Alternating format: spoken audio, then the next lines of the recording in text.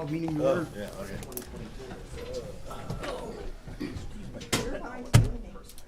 Pledge allegiance. To the flag of the United States of America and to the republic for which it stands, one nation, under God, indivisible, with liberty and justice for all. Everybody saw the agenda. Anybody have any changes or updates or what have you? Motion to approve the agenda. Make a motion to approve the agenda. Second. All in favor? Aye. Any opposed? I can't do one. Huh? You will later. Save it for later. Yeah, save it for later.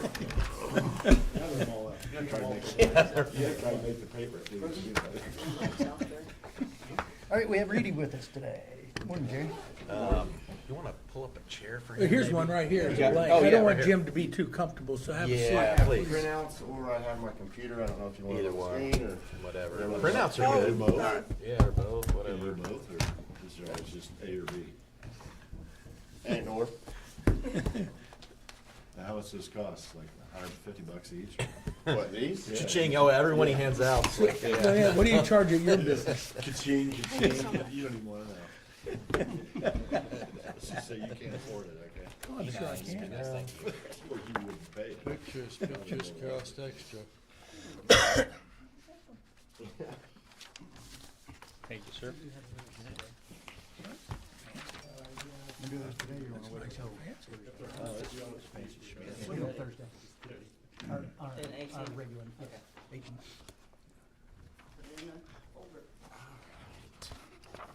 So. I guess we'll just use the handout. All right, so this is a legislative update. Now, obviously, as far as legislation goes, there's all kinds of legislation. I mean, but as far as with you guys, we're focusing on the SEA 1 from, last year, and then there was the House Rolled Act 1210 that made a couple changes to that that we're focused on, how that affects, revenues for you guys moving forward, and then some options.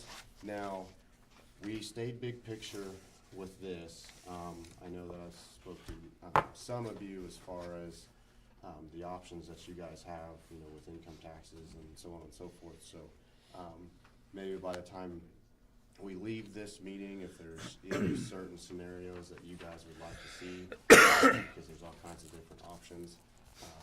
But we can dive in, and then we do have a year-end recap, and then looking forward into 26 and 27 and how things are projecting. But if we want to go to the third page, are you guys very familiar with some of the changes that are already, in place with SEA 1? So it might be a refresher for some of you. So this slide number 3, some of the changes that are, affecting net assessed value, which then in turn could affect your guys' tax rate, which then can increase circuit breaker, which circuit breaker is a loss of property tax revenue. So really, how does this end up affecting your guys' collections of your property taxes? So on the left We've side, never been close to the circuit breaker. Is this gonna take us close? You can tell. it'll increase it some. So what we end up doing, and we've got a guy back in the office, he's Excel whiz. We actually do parcel by parcel. This is already done for you guys, but we look at all the parcels as these deductions are phasing out, supplementals increasing, and all these changes are implemented in there. Now we have to use certain assumptions as far as gross AV, so we'll look historically at 1%, which is your homes, 2% and 3% properties. Historically, what have those grown? We're conservative in those estimates moving forward, so any of the impacts that you might see in here are most likely going to be conservative. But yeah, up until this point, your guys' circuit breaker's been very minimal. Your guys' rate's pretty low. You have some like over 65, circuit breaker, and things like that. but this could, it's gonna cause a little bit of a loss, on the property tax side, which we have, a summary slide in one of the future slides. But just real quick, might be a refresher for some of you. On the left side, so, currently, homestead deduction, and then you have your supplemental. So the homestead deduction is actually phasing out as the supplemental deduction down below that percent is going up. So, eventually, it's just gonna be, in 2031, you're gonna have a supplemental deduction of 66.7% of AV, and the homestead's gone. So those two kind of cancel each other out? Depends on the value of the property. Yeah, I'd say the deduction ends up being a little bit higher than under the current. The but supplemental ends up being higher?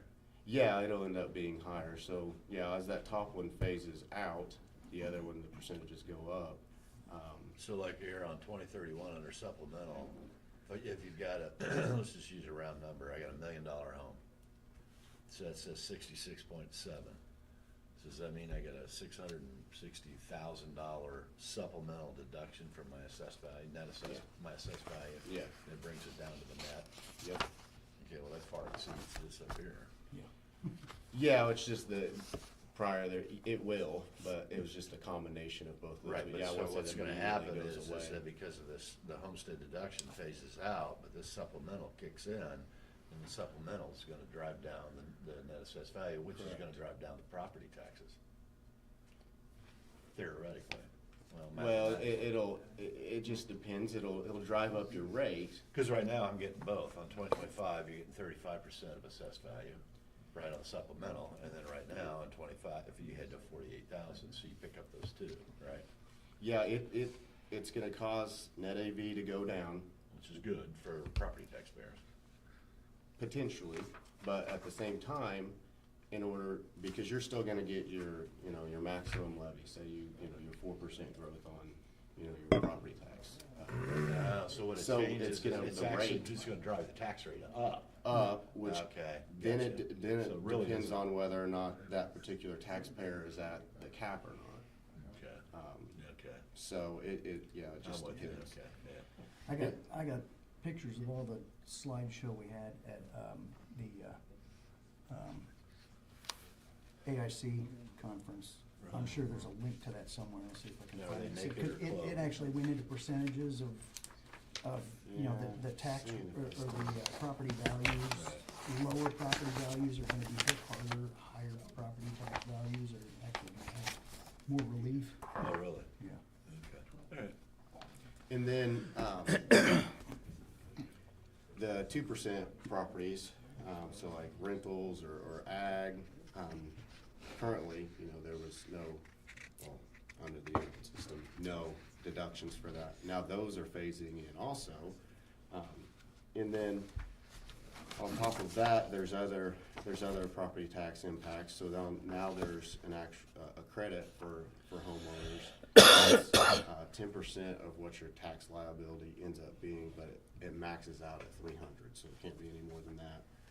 Over 65 credit, $150, blind and disabled, 125. There's some other deductions being removed. The 4%, as you know, growth quotient for 26 is in place.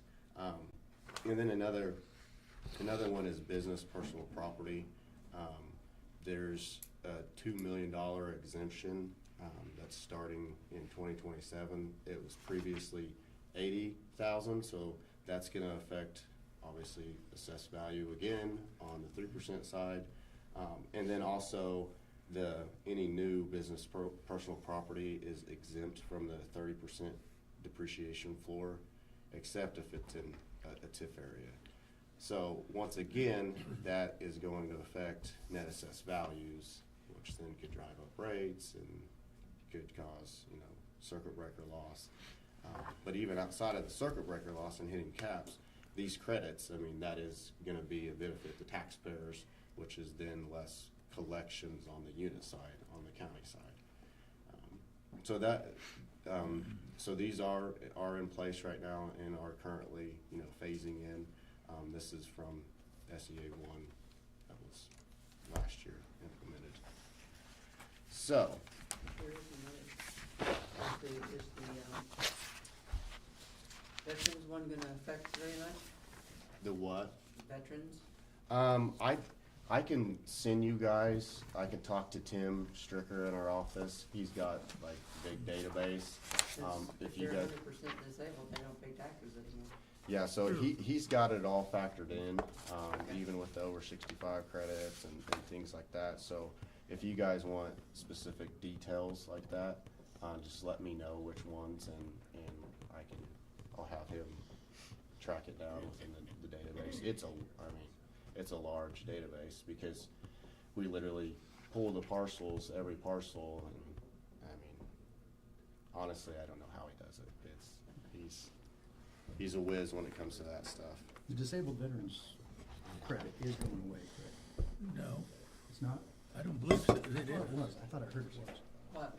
Disabled The veteran- veteran, the that's what disabled she's saying. veterans Disabled reduction, veterans do have a reduction, it's staying? as far as I know.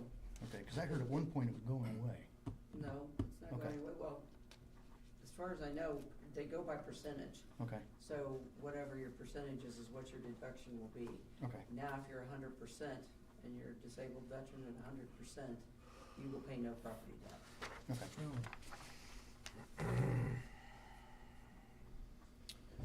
So, slide 4, we're showing, and I'll explain why, 29 and 30, 31 and our assumptions within this. Because you guys, with a levy freeze, you're in a different scenario, being a levy freeze county.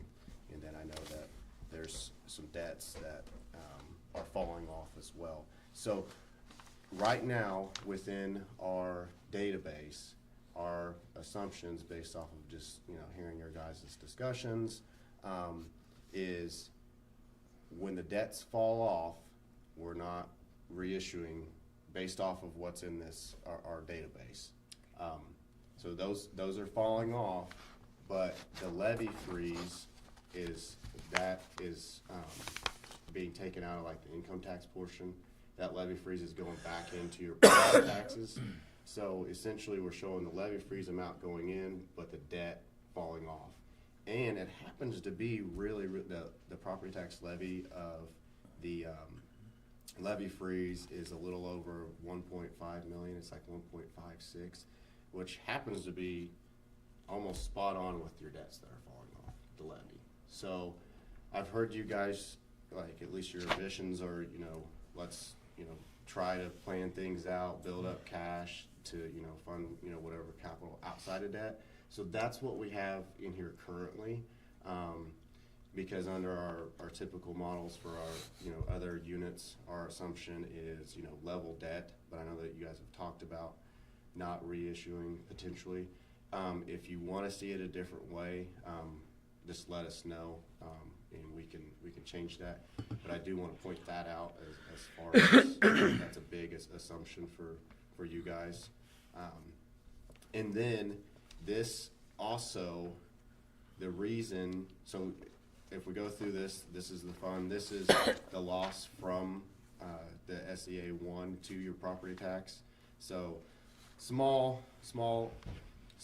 loss in 2026, but as we move on to 27, 28, and the rest of the years, that previous slide, we saw the deductions as they start to phase in more. There's going to be, more of a property tax, loss.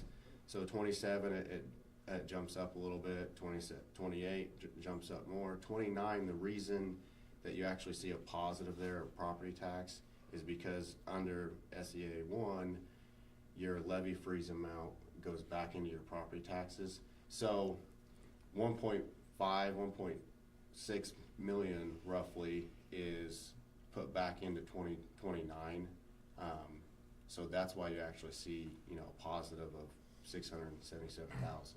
I mean, if that was taken out, Right. then you would see, $900,000 you would loss. see more of a loss like that. But then that's gonna translate to $1.5 million loss in income tax. Depending on what you guys want to do outside of things. I know I'm jumping ahead a little bit, but it's obviously extremely important to see how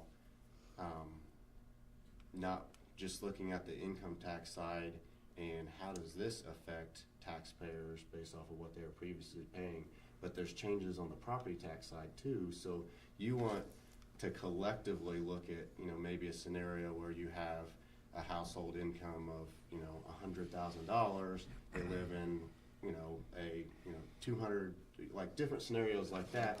What were they paying in property tax and income tax under the old system versus this new system? Because there are a bunch of different variables that are going on as far as, levy freeze, going back in, so that's going to affect potentially the tax rate. But you guys the debt is falling off, so it kind of levels out. But property tax relief, there's a rate for that on the income tax side. So a taxpayer pays that on the income tax side, but they get a relief on the property tax side.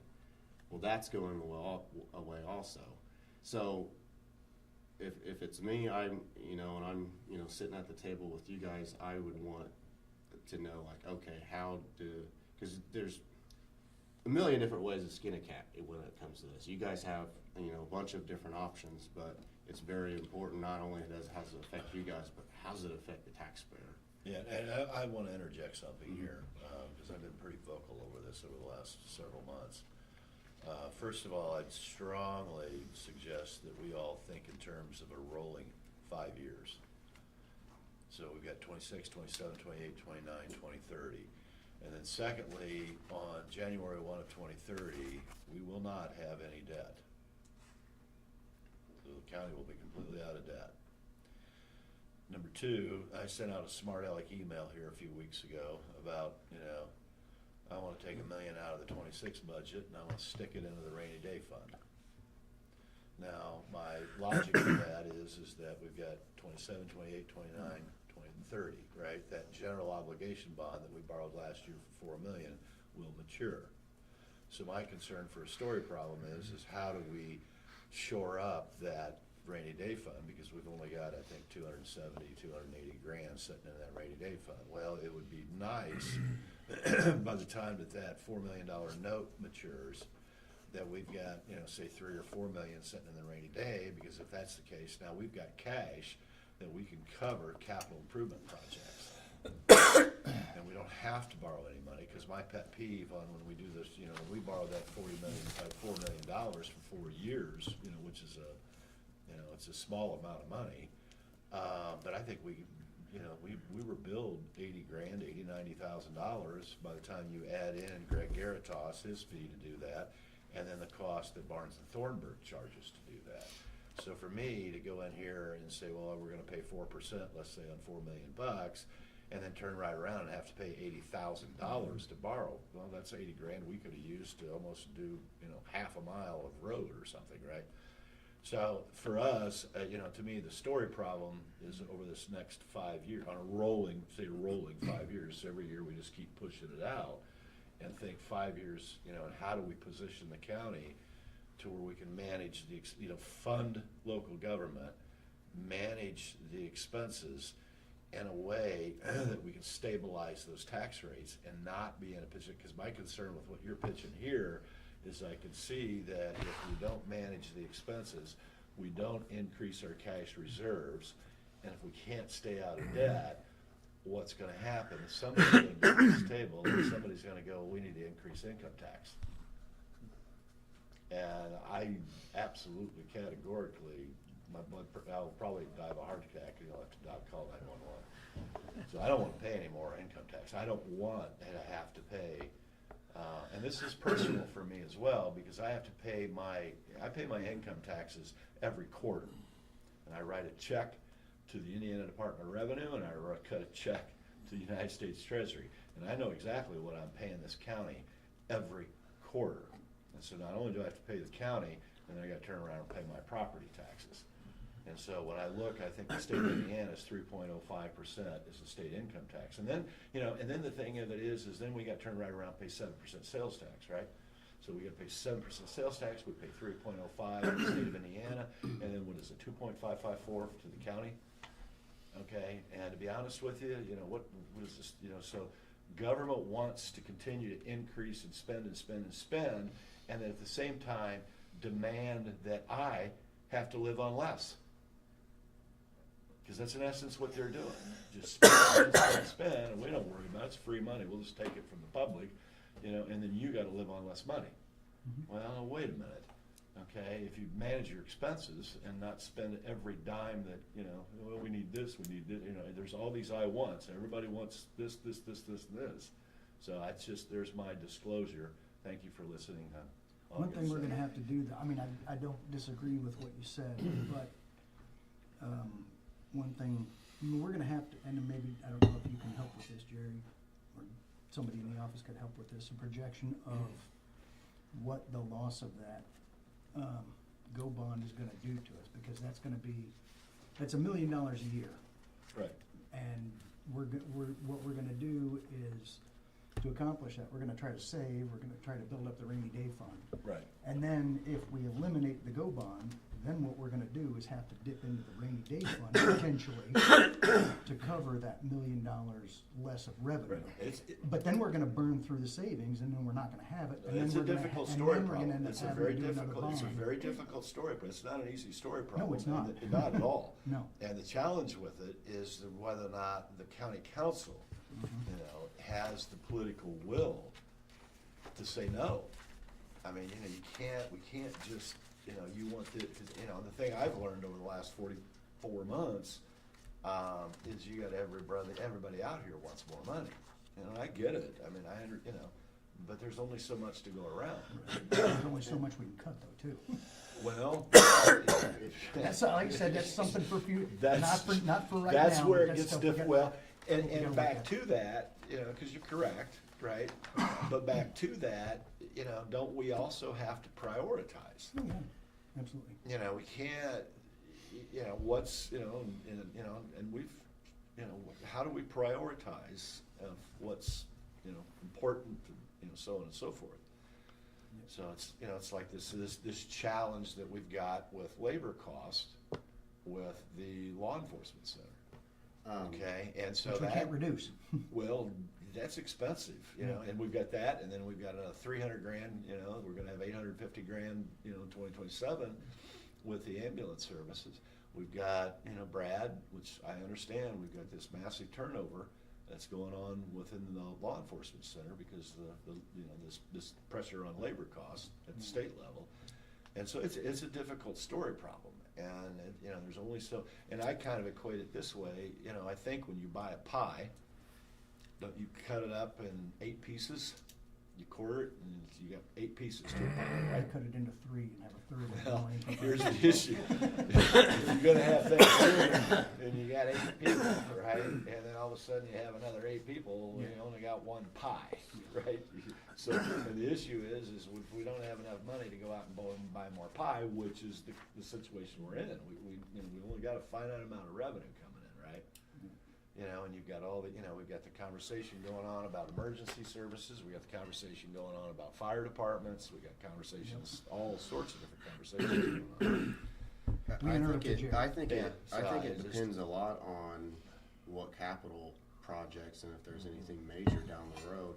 I know that we have continued to talk about creating a CIP, a capital improvement plan to incorporate into your financial plan, your operating plan. We don't have that in there yet. Right. So, I mean, is there just, I say smaller, everything's super expensive, but, down the road when the debt's falling off, I mean, is there anything major that you're gonna need at that point in time? Because it's kind of hard for me to answer your question as far as okay, if we don't know the issue and we don't have, bond proceeds to help out with capital, how's that gonna affect things, until we really. Jerry, let me try build to out answer the that capital. question. My understanding, hearing, just listening from the commissioners, is that what's happened historically over the last 10 or 15 years, there's a lot of work with regards to road, especially bridges. And so we got a road and a bridge issue because there was work that should probably, shoulda, coulda, woulda in the past been addressed, but it wasn't addressed. And so the commissioners are faced, and I don't need to speak out of turn here, but the way I understand it, is they got quite a big $10 million. I don't know if that's the number. So in your work, if we're gonna prioritize things, right, you know, obviously roads are important. So, and, you know, I think there's 11 funds within that highway department. So we probably ought to zero down and take a hard look at the highway department and then get with the commissioners to find out, you know, how do we address this cost, this $10 to $15 million cost? Yeah, if they have any kind of idea over the next, you know, 5-10 years, like a game plan of, you know, which bridges are, you know, need the Right. most work and how Right. much it's gonna cost, and if there's any, you know, grant matching and any of that stuff, I'd love to have it, Okay. so that we can incorporate it into, you know, your guys', you know, And financial. just FYI, I I think don't. that total Have 17 you, million or something like there's that. and I cannot pronounce this individual's last name without butchering it. I just call him Eddie V, is his nickname. We got this guy that was on the council. And Cordelia. how do you pronounce it? It's a W, Vodelia. not a V. Delia. Eddie Vodelia. Cordelia. Foolish. Whoa. Also an Excel master. It's not German. It's the W is pronounced. Wodelia. Yeah. Ed Wodelia. Yes. Okay. Most really Slav haven't- ethnic is Vodelia. I almost have a Yeah. speech impediment when it comes to his last name. Get used to it, he's gonna be sitting right here. That's my son. Anyway, he is he was a CPA, okay, but he's essentially a forensic CPA. So his career has been spent going to plant manufacturing all around the world, where he goes in and does a dive. Well, he's come in and worked with the auditor's office, he's working with the commissioners, he's gotten into Lao, and he's like, you know, he's probably, you know, a 9 out of 10 when it comes to Excel. His skill set's on Excel, so, I mean, he forgot more about Excel than I'll ever know. So, he's been in, and you all, with your approval, you need to connect, because I mentioned this to Ed, that he needs to connect with you because he's done enormous amount of work in the last, what, 3 months probably? Longer than that. I mean, I'm talking, This year. he's probably put, what, Yes. 25 to 30 hours a week into this. Oh, yeah. And he's taken a huge deep dive into Lao, okay, he's worked with the treasurer, he's worked with the commissioners, and he's got Excel sheets that will make your eyes gloss over. Sounds like he needs to meet Tim Stricker from. We need to, So, yeah, with we your need to get that approval, together with your because, yeah. approval, we need to authorize and have him, I think, I would be in favor of it, to connect with this guy that you got. Because I think he's already done a deep dive with the commissioners on this highway department issue. Yeah. And I was Correct. on the same, I would So- like them to get together so Yeah. we're not duplicating Correct. information gathering. And so we make can sure share it that with- the yeah, date of the we can week, share it because what without- he's doing is, because he's gone in, and I believe, I mean, he's done a lot of reconciliation, has he not, Julie? Yes. he An sure enormous has. amount of reconciliation with regards to claims, what funds the claims have been paid out of, blah, blah, blah, blah, blah. So, yeah, so anyway, it's just my. So Jerry, you need the bridge capital asset plan that the commissioners have, right, Julia? Didn't I just hear they've got a new? They don't have it done yet. It's a but- review of our current situation and then a condition assessment. And I'm trying to remember if there's a cost on, we have not seen that as a council either. You need to get that, and then I've heard there's an asset management plan for all of our buildings, but the council has not seen that either. And so we need both of those things. I don't think either one of and them are complete. Neither one are complete? I thought we were told they were. They had a preliminary asset plan put together, Yes, but it's that they not- still had some Yeah, it's some not- tweaking to do to it and more information to put together. It's not a whole picture yet. So, and then As soon as it Jerry. gets to be a whole picture, I'm sure you'll have copies of it. Okay, so I think it's safe to say we have a bridge problem, financial kind of challenge. And so as we're looking at the budget this year, you know, outside of the existing highway department budget, we're gonna need to harvest funds. Is there, as I look at this list of major funds, where would you suggest we, I mean, guard against other increases or protect or target funding to transfer over to the highway budget? Slide 10, I'm guessing is where you're looking. Yeah, that's where I'm at, right now. Are we taking you off track of what you were doing? Just a little bit. We're all right. You wanna I let wanna me- get back to it too, but just real quick, you can answer this pretty quickly, I think. Well, I mean, there could, where's You're looking at economic the, oh, development. yeah, I mean, that's at the one top. that could be used. So economic development, okay. Problem is, we're spending out of that on other stuff. But this just starts to help us focus in as we hopefully start a budget process I mean- at our next meeting. Do we have any idea of roughly what you might need next year, or even?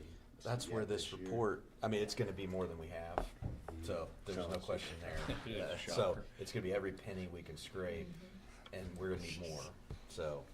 Yeah, I mean, this is just why, the capital plan, I mean, definitely needs to be Okay. updated. Yeah. And, you know, yeah, not just bridges, but, you know, everything. Yeah. So that we can kinda plan. I know that nothing that the state commissioners could do, you know, as far as bridges in the past and just the hand they're dealt.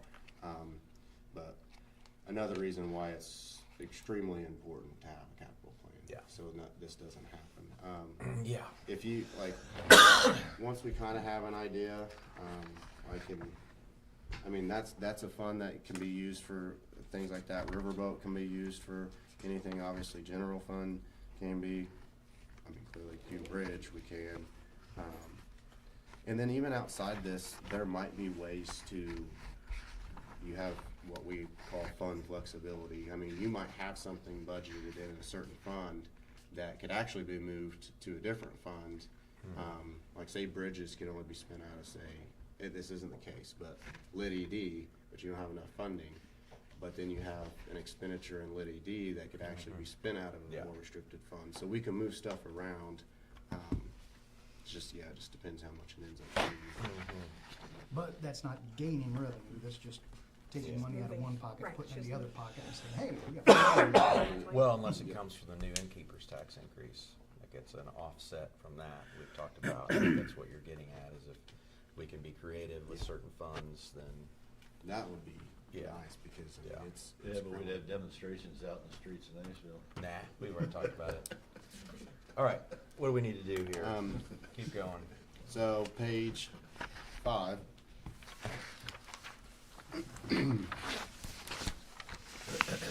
So Page there were some 5. changes to SEA 1 through page EA 1210. One was this new nut structure, which I'll get ready to go over. Excuse me, it was pushed back to 2029. And then also, initially, it's, once you adopt it, it's for a 3-year period. So then, you would adopt in 28 for, and you'd have the rates for, 2029, 2030, 2031, and then after that, you have to do it on a yearly basis. At least that's the way it is right now. As you guys know, things could change. And then also, all cities and towns now may opt into the countywide lit, which I'll explain a little bit more. It didn't affect you guys because you only have Nashville and they're under anyways. But just Under to, the population. under the population, but just to give you an idea, in Jackson County, Seymour was, well over the population threshold where they could do their own. Well, this change is now where they could opt in to the countywide one and join, the other municipalities that are, under 3,500. Doesn't affect you guys because you guys only have, Nashville. Does that, in lay terms, does that mean Seymour and Brownstown and Jackson County get into an argument in the context of who gets how much of the pie Well, in lay terms? there's a calculation and I'll show you Well, guys the just in lay terms, it could create rift between Well, county, and the political subdivisions within If that one gets county. more, the other has to get less. so what would end up happening, and this is also on here, because there's this municipal unit strategic task force that may be established. So in that scenario, Seymour doing their own rate, Right. let's just say they could get $5 million. But under while joining the other, all the other units, Brownstown and Crothersville, and doing a countywide one, depending on what the rate ends up being, Seymour could potentially get more than 5 million. Well, there's this task force, which I find it hard to believe that anybody's going to actually all agree unanimously by October 1st. But even if, like, you don't have to, but you could still, Seymour can still join. Well, then they're at the mercy of the county. Like, will the county approve a rate that would even match what Seymour could do on their own? Right, the county council. The county council, yes, sorry. Jerry, and then, so at our county council association state called meeting in June, there's gonna be a whole thing on that committee, what it looks like. And then the other part of this conversation is this legislation, is already planned, expected to be changed this next legislative session. Oh, yeah. So, the things we're going over, there is a very good chance certain things could change, so, Correct. it's, Yeah. none of this You is just never expected to be set in stone, and Which so- is always frustrating, Yeah. because we get this new stuff and hair on fire to try to deal with it and change and adapt to it. Put all this time into it, and then it changes, and then hair on fire again. Speaking of for time into something it, that's why I'm else. suggesting maybe we kind of just Yeah. kind of burn through here, because, and then Yeah. our June meeting, we're gonna learn a lot more in depth about what this is gonna look like. So yeah, there is that task force. You may do it. In your guys' situation, it's just with Nashville, and they're, so I don't know. I guess it never hurts to talk to another unit, but you don't necessarily have to. So here, They get nothing else. here's the potential structure for lit. So you have county services, that's the max of 1.2%. You guys, in your guys' scenario, with Nashville not being able to do their own rate, you guys have control of everything, all these different, scenarios. So the county services one, all county taxpayers pay it, the county receives it, that's it, just Brown County, nobody else. So is And that- this taking something away from Nashville that we now have to work with Nashville to get them, Well, you guys had control of the lit rates. or is it something they didn't have Now. to begin with? They didn't have control of their own even under SEA 1. And then now, in either scenario, they don't have control of their own rate, which they don't currently. You guys control the lit rates now anyways, so nothing's really changing, there. Now, how the money is taxed and funneled to Nashville is different, so if this stays the same, you could have discussions with Nashville, maybe see what it takes to true them up with what they're currently receiving. Yeah, Things like that. keep them level at least, so then, I don't wanna put the screws to Nashville or anything. Yeah. Make sure they can, just, Yeah. And then Jerry, I have a question in the context of what you're talking about. Mhm. This is just 30,000-foot view. 2.5234. That's the total income tax rate of Brown County. Yep. Current, yep. Okay, but of that 2.5234, the school corporation basically takes 60% of that. no, So the school corporation's tax rate is above and beyond the This is 2.5. This is income tax. this is income. Oh, I'm tax. sorry. They get 60% of Sorry, property I'm tax. sorry.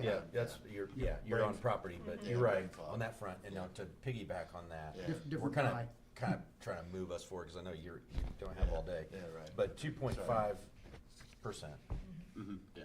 and currently, and under the new legislation, is kind of where the rubber hits the road, kind of the most important part of this, it would go up to now establish a 2.9% maximum. Max. And so, if the council decided to say, oh, we need every bit of it, we're increasing it to 2.9, which is not what I'm suggesting or support.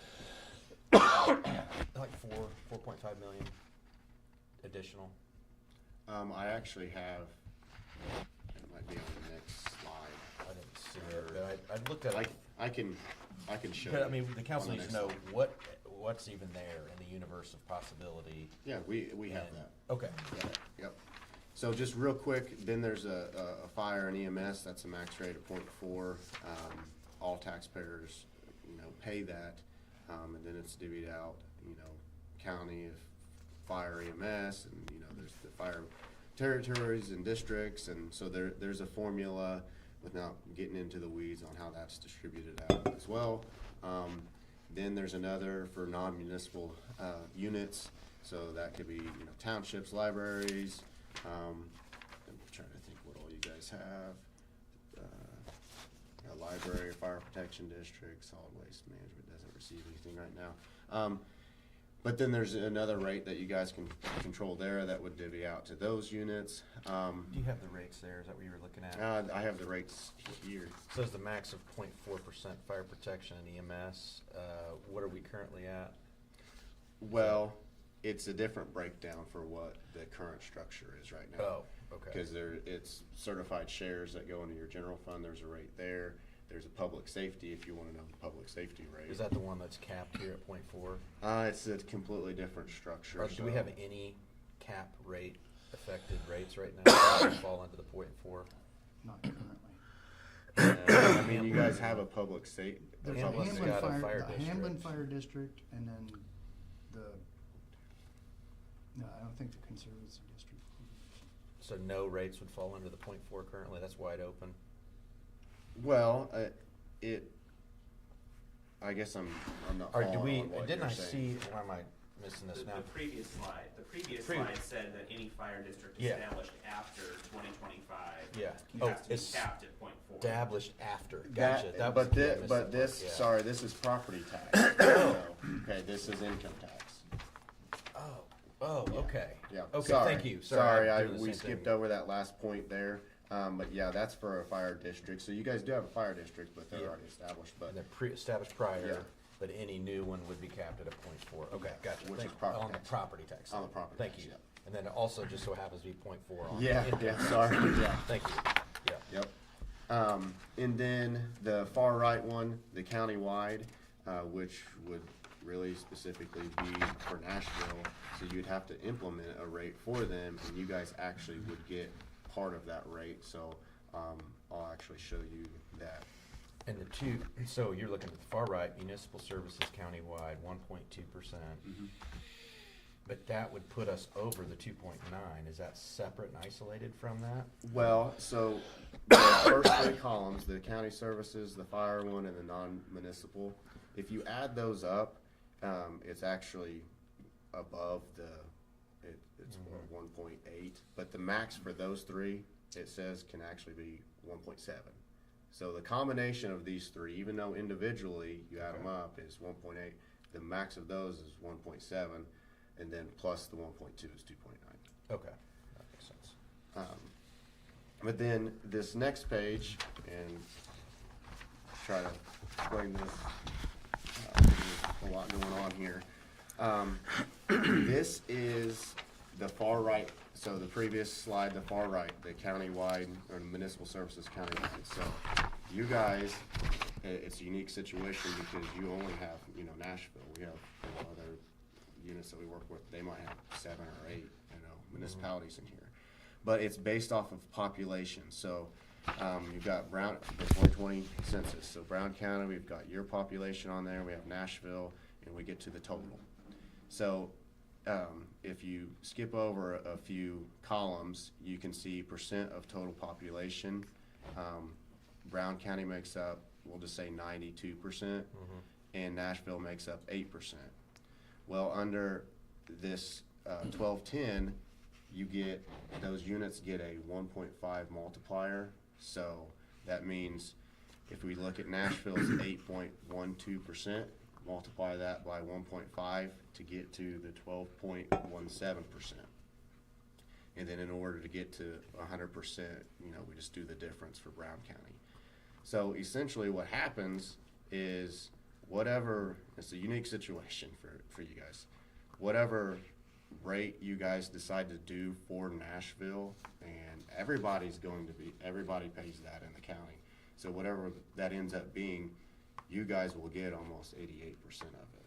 back up, you said everybody pays that in the county, Mhm. but only the town. So are you, sounds like the countywide income tax collection will be percented off and applied to Nashville regardless whether you live there or not. Is that, am I hearing that right? In your guys' scenario, since you don't have like anybody, I'll use Jackson County as an example. Say Seymour would decide to do their own rate because they're over the population. And then, so Seymour's over here, you've got all the other, you know, Brownstown, Crothersville, Medora, everybody else. So essentially, everybody within Seymour is gonna end up paying a different income tax rate than everybody else within the county. Which is how it is now, right? I mean, essentially, they pay their own, if there's a rate in Nashville, only Nashville residents and businesses pay it. Right. Well, right now, income tax is everybody in the county. Okay, so pays income the same. okay, go ahead with your example. So in the Seymour example, if you lived in Seymour, since they're doing their own rate, unless they ended up approving the same rate, they're gonna pay something completely different. Say But to answer his question, they're not paying a different rate currently. correct. Right. This is Everybody is for paying in the same, future. Yeah. and Right. because of your guys' scenario with Nashville being the only one, and they will fall into, you know, this category, everybody's still going to pay the same amount. Larry, can you clear something up for me? Mm-hmm. This cap of 2.9. Is that a cap per political subdivision, or is that an accumulative cap? So you have Jackson County and you have Seymour. So the people that live in Seymour live in Jackson County, so they're gonna have to pay the income tax rate for Jackson County. But then Seymour decides we're gonna have a rate, so then they impose another rate, so that rate stacks on top of that. Is that 2.9 a cap cumulative? Yeah.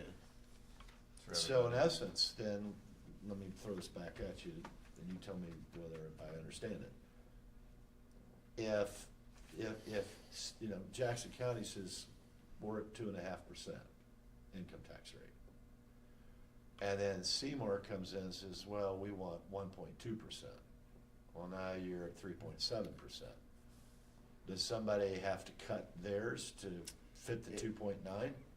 It wouldn't work that way. Well, how does it work? In that scenario, if Seymour would decide that they want to do their own rate, because they're Right. over the population. Right. Jackson County, say, they're gonna have control of the county services that they only receive, Correct. which is 1.2.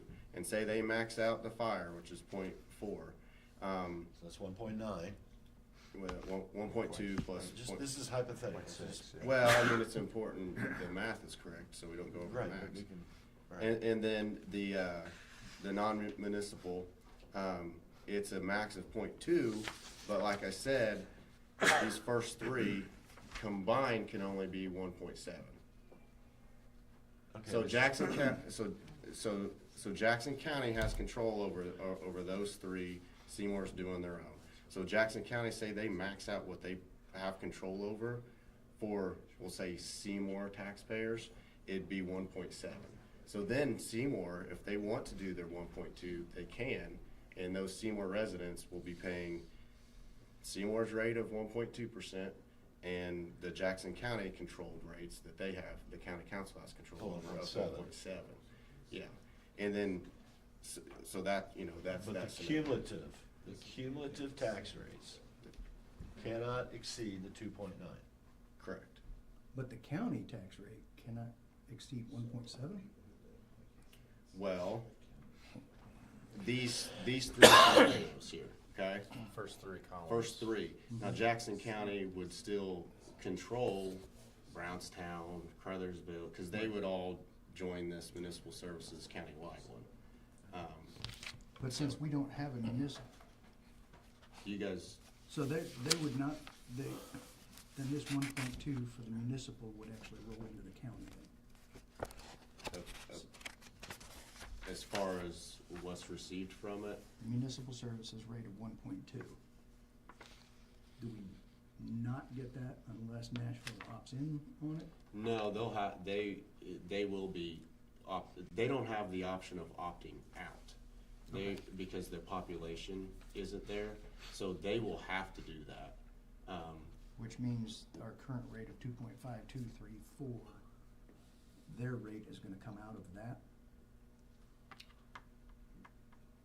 I guess I'm not following, the rate's Yeah, gonna I don't come know. out of the 2. And they made this stuff, they made Yeah, this so it's pretty hard. confusing, it's So- horrible. Yeah, it's, for you guys under the current structure, without getting into, I guess, Yeah. more of the Seymour stuff, you guys have control over every one of these categories. All Because 2 up to 2.9. up to 2.9, yeah. So, Currently worth a 2.5. Yeah. And that 2.534 that the county collects from the Indiana Department of Revenue, which then there's 100% of that revenue then flow into the general fund because of the $10 million general fund. My understanding is you've got property taxes in there, miscellaneous revenue, and income tax revenue. And that income tax revenue of that 10 million general fund, is that 100% of the income tax revenue that goes into that general fund, or is it split up into different funds? oh, so like how currently right now you get some in general, some in Yeah. the. Because the general fund out of 10 million, I'm pulling from memory, all right, is, I think there's about 60% of that yeah. general, that revenue, that 10 million, 60% of that is actually, everybody thinks the general fund is property tax, which to me that's false. The reality is that's the income tax that's And we rolling set into that general rate, fund. right, in our levies, our property tax Yeah. levy, and then the income tax, we Yeah. can set those where they go, So- right? So I think we have control over that. No, I know, I'm just Yeah. trying to, Yeah. I'm a big picture person, and Yeah. I don't mind getting in the weeds, but if I don't understand the big picture, then I get lost. It's like you can't see the forest through the trees. So with your Yeah, slide it's, seven, it's a lot. what do we do here with 7? Is there something you wanna hit on here? This slide and the next kind of answers your question as far as like, okay, well, what could we get, not saying, it's by no means it's a recommendation or anything like that.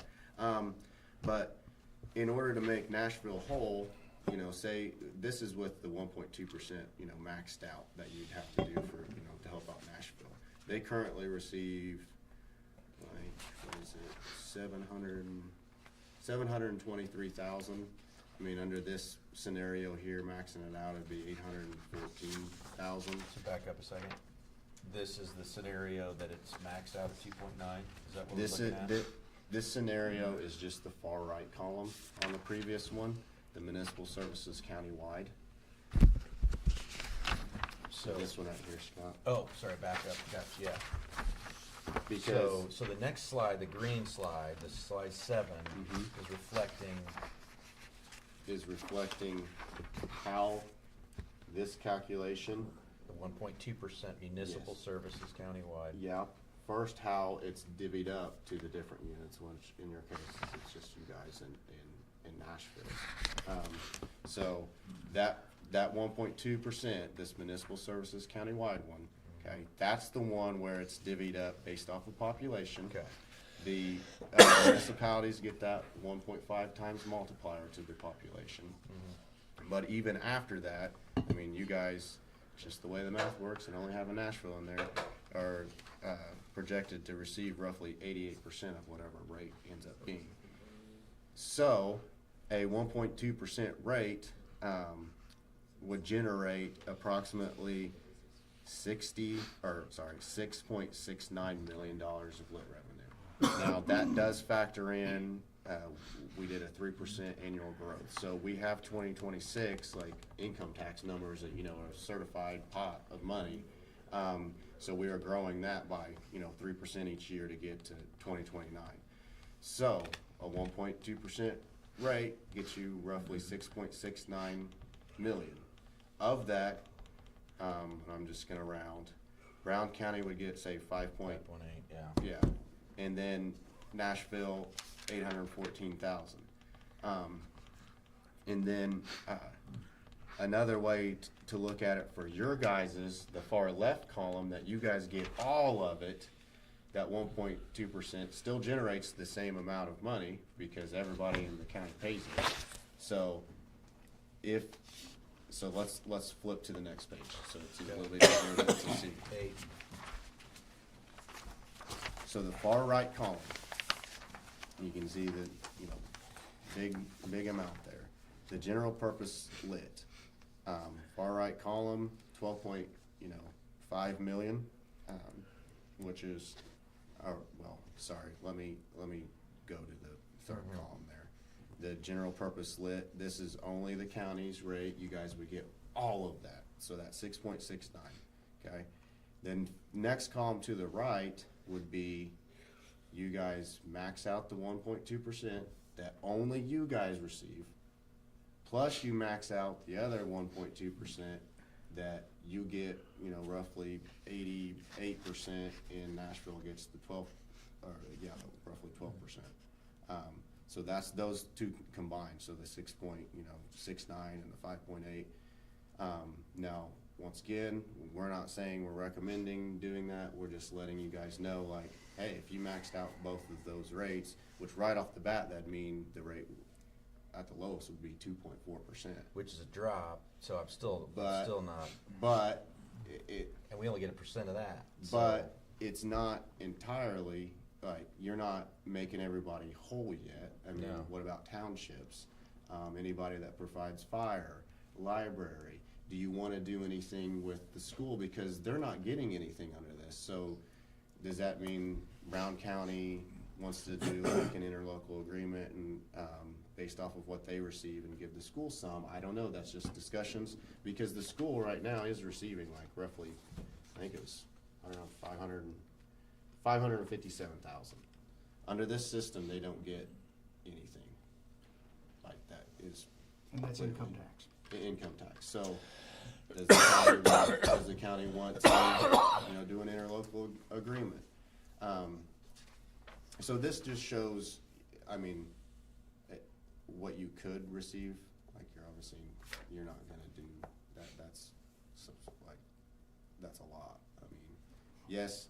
And another thing that I want to point out is, and this is why towards the beginning of the meeting, I mentioned you need to look at how it affects taxpayers on not only the income tax side, but the property tax side. That was Because my the point. 2.5, you know, income tax rate right now, includes a levy freeze amount, but then it also includes, property tax relief. That's going away. That goes away. And that was a benefit, to taxpayers. In high circuit, I don't wanna get too much in the weeds, but in high circuit breaker communities, a property tax relief isn't necessarily a relief to the taxpayer as it is a relief to the unit. But you guys have a low circuit breaker when people aren't at the caps, so it is a direct benefit for taxpayers in Brown County when they're paying it on the income tax, and then they get the benefit on the property tax side. So that's why you gotta factor in that stuff, and I wouldn't just compare, oh, our current rate is 2.5 to, 2.9, yeah. yeah. There's a lot of variation Yeah, there, it's so I think the variables. takeaway is, there's room to increase income tax, 5 million or so for the county, if the council wanted to do that, which doesn't sound like they do. Yeah. Should we move on to budget summary if you don't? Yeah. you- And I'm sorry, I'm taking so much No, of your this guys' is super time. complicated. Yeah, I know. The it June is. meeting for the association is gonna be much deeper dive. We're gonna have all, lots of time to get into it. Yeah, I know. It's And then it could change. So, Yeah, that's the thing. All this discussion we're having Yeah. right now could be for nothing. So this is just your guys' major funds that we have, in the financial plan. Quick snapshot of 2025 and how things, ended there. Overall, I mean, substantial, surpluses. You can see the, general, Liddy D even grew, substantially. As you guys know, it was a really good year for, the county, the health trust fund. So, big surplus there. So, overall between these, almost 4.5 million, in surpluses. Now, I don't know, I haven't talked to Julie and what was his name? Ed? Maybe? As far as, if like some of the grant funds or some of the negative funds, if those have been fixed or not. So keep that in mind as far as, and that might have been like 400,000, 500,000 or something. But even with that, like taking that off there, obviously things, it was a really good, year, 2025 as far as, So I mean, cash. regardless of all the noise, people hear noise about the county budget, and We did not It- spend it- more, we did not it- spend more than we took in. it appears there's an 80% operating reserve roughly. Out of all the money the county spends, 19 million a year, there's about an 80% operating reserve here. And I mean, if you just look at even just the general, there's about a 50% operating reserve. That is the most operating reserve, which is kind of an emergency savings fund. That is the most that you would recommend ever holding. If you get above 50, it's like, hey, we need to lower taxes It means we're taxing people too much. too much. And Okay, so, but hang on a minute, I'm gonna push back with your Yeah. statements, because I don't agree with your well, statements. look at the numbers. I mean, Okay, but first of all, it's what they say. yeah, I know, and I don't mean to come across, That's what it says. I'll work on my, Yeah. it happened by happenstance. This did not happen because it was a deliberate, conscious decision on the county council's part to have the results that we have showing up here, okay? I disagree with that. No. I've been through the 23 budget, I've been through the 24 budget, I've been through the 25 budget, I've been through the 26 budget, okay? And I'm gonna say this, last year in this budget that we're looking at here, the 2024, for the 2025 budget, all right, that was Julie Reeves, okay?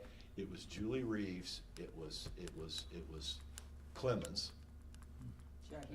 Jackie Clemens, and I believe Greg Garitas was here at the time, was he not?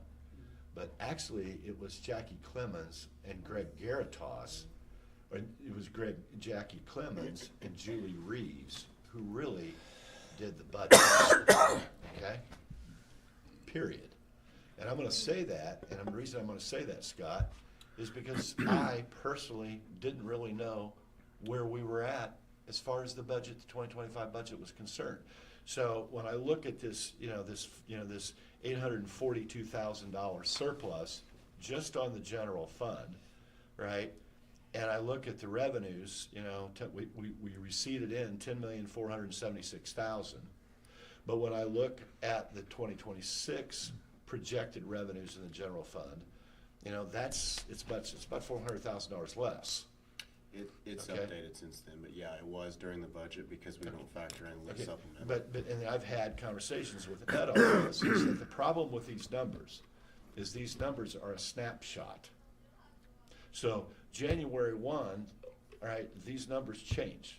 They change daily. Well, these are actual numbers. Yeah, But this- it is a snapshot taken on December 31st of 2025. Right. These numbers change daily. Sure. It's like the stock market. Just like anybody's bank account. You That's spend right. money, It you make changes. money. This It's is what it's happened simply a last year. snapshot. This happened last year. But an issue Yeah. is that in that budgeting process, right, because I've disclosed this before, I've got my 90-50 rule. And my 90-50 rule is simply this, is that, we've got to make sure that when we let me back up. First of all, when we do every year, quote unquote, the budget's actually a forecast, is it not?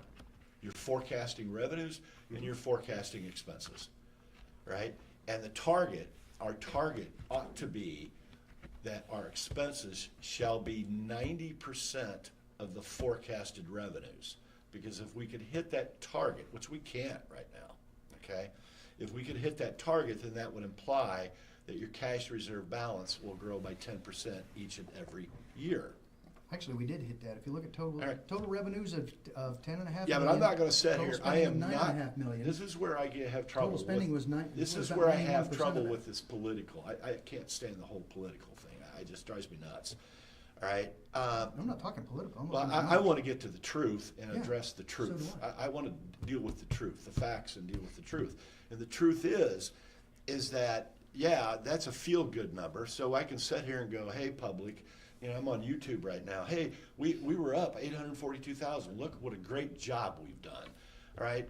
But if I take that 4.3 million and divide it by the 10,476,000, you're not at 50%. You know, you're basically, what is that? If you took it, I'm not gonna You're looking calculate. at It's about revenues. 40%. You're looking at revenues, not Now expenses. let's throw in, and now let's pull $1 million out of that and put it in the rainy day fund, because you know what's not in this 2025 budget is we're not growing the rainy day fund, are we? No. And we're still, but if I make a motion, you know, I'll make a motion right now, let's go into the general fund, and let's pull $1 million out of the general fund today, and let's park it over into the rainy day fund. I mean, we've almost got 50% reserves there, so that's possible. Well, I'd like to do it. Yeah, I mean, I think we should What I talk don't about wanna it. do is sit here with a false sense of security, hang on to the 4.3 million. Oh, we got this money, let's hang on to it, let's don't put any money over in the rainy day fund to make ourselves feel Oh, I good. think we're at a point, I mean, Well, we're you're getting pushing close. 4.3 We're getting million. close. I mean, that's almost 50% If it was at operating 5 reserve. million, well, see, my thought You is know. if that number were 5 million, then We should be that, pushing $500,000 over at least. well, then the next year you could go at anything Yeah. above and beyond that. Yeah. You could start funneling Yeah, that we're there. money into the rainy day fund, Yeah. right? We're That's a good limited, thing. we're limited Right. on the That's a chunk good that we So, can. yeah, so. We are limited on the chunk we can move into the rainy day fund, I can't remember. Now, we should, exactly. Julie just sent the ordinance out. Well, $1 million, you're not exceeding the Here's, ordinance. here's so. the other thing, and We Jim, can, to we can kind put $1 of, million to chunk give, in? I think some, and you correct me if I'm wrong, Jerry, but cash in the bank for the county taxpayers Uh-huh. is cash in the bank for the county taxpayers. It doesn't matter if it's Whether in it's the in a rainy rainy day day or in the fund, surplus. if it's in the general fund, if it's in CCD, economic, it's county taxpayer Right, money. but those, as you know, those funds you're limited on what those funds can be spent on. And then I will say some this, cases. nothing in life is good or bad until it's compared to the alternative.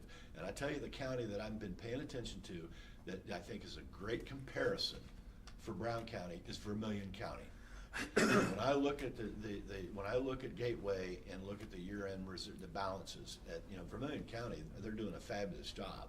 And the problem with Vermilion County, Brown County's lucky because we're smack dab in the middle of 500,000 people, and people can work outside the county.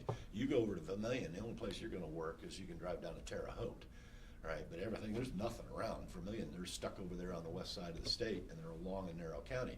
But they're, population-wise, everything, they're real similar to us. And when I look at their reserves and look at where they're at, they're doing a fabulous job.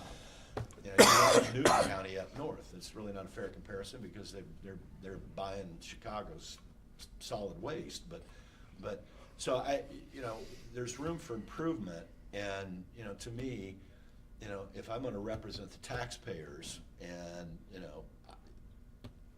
there's plenty of room for, it's a very difficult story problem, right? But I would like us to say, 90, 50, build rainy day, how do we get there? And what I don't like, and the reason I guess I'm objecting to, is I'm not gonna sit here and roll these numbers out on YouTube TV, okay? And basically try to make ourselves feel good, like, oh, we ended up with a surplus, all right? Because if we go back 15 years and we look at those surplus and deficits, there are more deficits, 60% of the time. Yeah, but that's 15 years ago. This is current. I'm talking, if the past is any indication of the future, I don't want it to be. okay? So Jim, I think So when what- we do that, I I hear don't what know you're saying. That's why I'm looking So- at just what we have in cash on hand at the end of the year versus what we actually spent and needed in the last year. Right. If you look at the green column and So the last what are we column, gonna end up in that's 26? 50% operating reserves in general. Where So, are we- but what I'd like to do to finish is just also look, to your point, at the previous 2 years of spending out of the general, right? To really get a real feel. Right. And we're gonna see that, Yeah, but you're gonna show us the But budget here's book one, and and we're I gonna talked see to Ed that. about it, here's one of the issues that I still don't quite understand, and you've got the numbers, okay? Right, but when you look at just the general fund, and the reason I focus on the general fund is that general fund is basically covering, 26 departments. Most of the labor costs come out of that, not all, but it's the primary funding source. 10 million, yeah. It's $10 million, Yeah. right, yeah. So but if I go back and I look at Gateway and I look at the receipts for the general fund, That's where it gets wonky. it's real wonky. Yeah. That's what I'm looking at It was spending. running like 8 million, Yeah. and then, I'm thinking, I don't have it all committed to memory. But I do know for a fact, it was in 23, 24, 20. Yeah. I do know for a fact in 23, Julie Reeves, I think it was 23, I know it was 23. It jumped $2.5 million. You found $2.5 million that we didn't even know we had. Yes. And that is what's bailed us out. That bailed us out in 23 because we were running major red ink in the 4,700 account. That is correct. Yeah. Right, and what I have never understood, of course, I've never taken the time to try to understand it, is why did we take this huge step up? What happened? Where did that money come from? And because you got 23, 24, and 25, you look at that, there's a big increase in revenue on that general fund, which implies that what we have to do going forward, and Ed and I have discussed this, is make sure whatever we forecast, Jerry, on these revenues on your end, because this is why we hire you guys, is we gotta make sure we understand these revenues, and if these revenue forecasts are accurate. I don't want some bogus number in here, and I don't want to go in here and, you know, to me, I look at it this way, it's kinda like Joe Bob. Joe Bob goes out, his wife pays all the bills in the house. And she knows how much money's coming in and how much is going out. Joe Bob goes up to Greenwood and he buys an $80,000 truck, all right? And he buys that truck and he comes home and tells his wife how excited he is because he's got this, you know, $1,200 a month truck payment. And she says, we can't afford that, we can't afford that. He goes, yeah, I can, I've got all this overtime. And he buys the truck based off the overtime he's getting at Cummins. And then all of a sudden, the overtime's gone because we hit a downturn in the economy. So what I don't want to do is come in here and have, you know, numbers, you know, if we're going to have numbers in here, let's do everything we can to make sure they're accurate, and let's make sure that the council body understands how we arrived at these numbers. Because until we can know that these numbers are going to be accurate, so it's like right here, 25 is 10,476,000, but for 26 you forecasted somewhere a little over 10 million bucks. So that's a drop. Look at Correct. slide 12 gets into that. if you wanna Because go of there. what's supplemental. That's a Yeah. huge part, and we are conservative. You don't know if that's gonna come in or not. So during the budget process last year, yes, it was closer to 10 million that we were projecting. Well, and you guys were trying to build a balanced budget based off of. And then, because we don't know until this year, Right, yeah. well, good news, you guys are getting lit supplemental, Yeah. so actually revenues would Right. probably be closer to what Right, they but were. 2026 right now, I don't have it with me. I've got it out. Well, that was just to I'm answer your using the question. forecast number for the revenue Yeah. for 2026, Yeah, but it's right on. now, based off the revenue that you forecasted and what we budgeted and these additional appropriations we've done in these first 4 months, this first quarter, we're in red ink The only thing that, right now. Red ink. No, we're not. Well, Stop saying that, we're not. what I would like to, We need to get these gentlemen. Yeah, I know, we need to, yeah. So, So. which we I'll be able to postpone explain this and let revenues. them, and Would stuff. you- them, and Jim, and do then your- come back to this? Actually, I'd like to it- get through what Jerry's well, and talking to about, kind without of wrap up side- what, without I mean, it's all sidetracking. the same. I think, Jerry, if you could in our budget book, give us like a 3-year So we really historical need to postpone actual this on and get supplemental that. income receipts. Are we at a place where we can pause for a minute, because Kevin's gotta get out of here?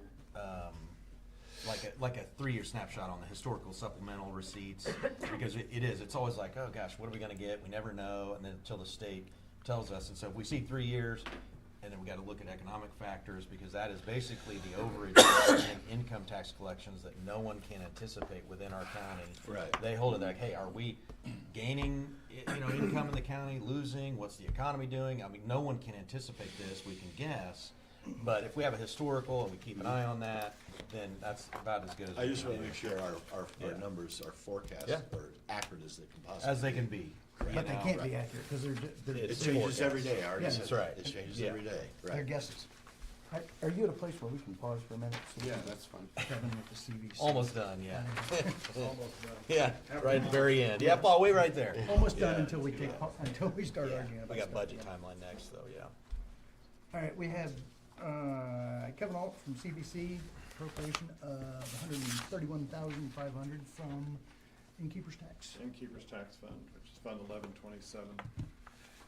And just a point on that, Jerry, while you've got that right there in front of you, on the innkeeper's tax line, which is Fund 1127, I think when you look at that $2.2 million as revenue, that's not all innkeeper's tax. I think that is still showing the music center, money goes in there because the music center pays the $660,000 a year mortgage. So that 660 goes into the 1127 fund. It still comes out of the 1127 fund, so it's also an expense Oh, it is, okay, yeah. of that. So while Okay. it's showing in that, don't think that we collected $2.2 million last year in innkeeper's tax. What did we collect? 1.6, Give me a second. I don't have the, I didn't bring that right in front of me, but 25, and Yeah, then but that does include the 8%. half a year of 8%. half a year, yeah. So anyway, go ahead, Kevin, while he's looking that up. So anyway, just, that's something we Yeah. need to pay attention to. So while it looks good, hopefully by the end of this year, once we have a full year of 8%, we're gonna be at that. But, Right. Well, the gross sales on hospitality, are we doing 30 million a year? So, 20 so Gross sales. 29.7 million is That's what we did is for- what the backwards math shows. We Okay. collected, Okay. with the 5% and 3%, we collected 1.8 million For half a year. in 2025. Gotcha. And is the occupancy rate, I mean, are we staying, it's going down? we're down probably, what did we figure the other day? We're 6 to 7%. Are we Yes, really? and I can tell you from just some talks Right that now. we've had with Placer AI, visitation to Brown County State Park over the last 12 months is down almost 9, It's almost 10%. yes. Is it Almost really? 10%, yeah. Do we have That's a statewide lot. comparisons? We're gonna be able to talk about that. Hopefully, the if other you day. appropriate some money We're gonna today, be I'll able be to able talk to about answer that. It could be fuel costs perhaps, but I know that wouldn't Yeah. be fuel costs. Well, you know? usually when fuel costs get like this, it's to our benefit. And, Okay. and I think it still is a little bit to our benefit because, but our people visiting the state park, you don't just have those day trippers who are coming to visit the state park. So, if they're doing it while they're here, but they're not doing all that driving because they're not gonna spend $5 a gallon for gas. Right. I mean, Right. that's, and I just think until it gets down to $4 or below, you're not gonna see people traveling a long way at all. Right, I right. mean, just based on past history. Right. I mean, we always dreaded when it got to $3 a gallon and people stopped traveling, but now it's $5 a gallon and people stop traveling, so. The request I have for additional appropriations, $131,500. A couple of these we've talked about before. There's $50,000 to do the pickleball courts at Deer Run Park. I think we're close. Brian and I met with the Parks and Rec Board last week, or week before, last week, because we've asked them to increase the size of the courts from 6 courts to 8 courts.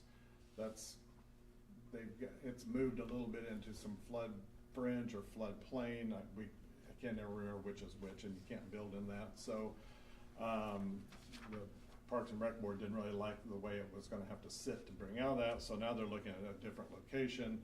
So it's still gonna happen, and it's gonna have to move quickly because the pickleball group has got a grant that they have to begin spending on by the end of May. If they don't spend it, then they're gonna lose it, and so we don't want them to lose that.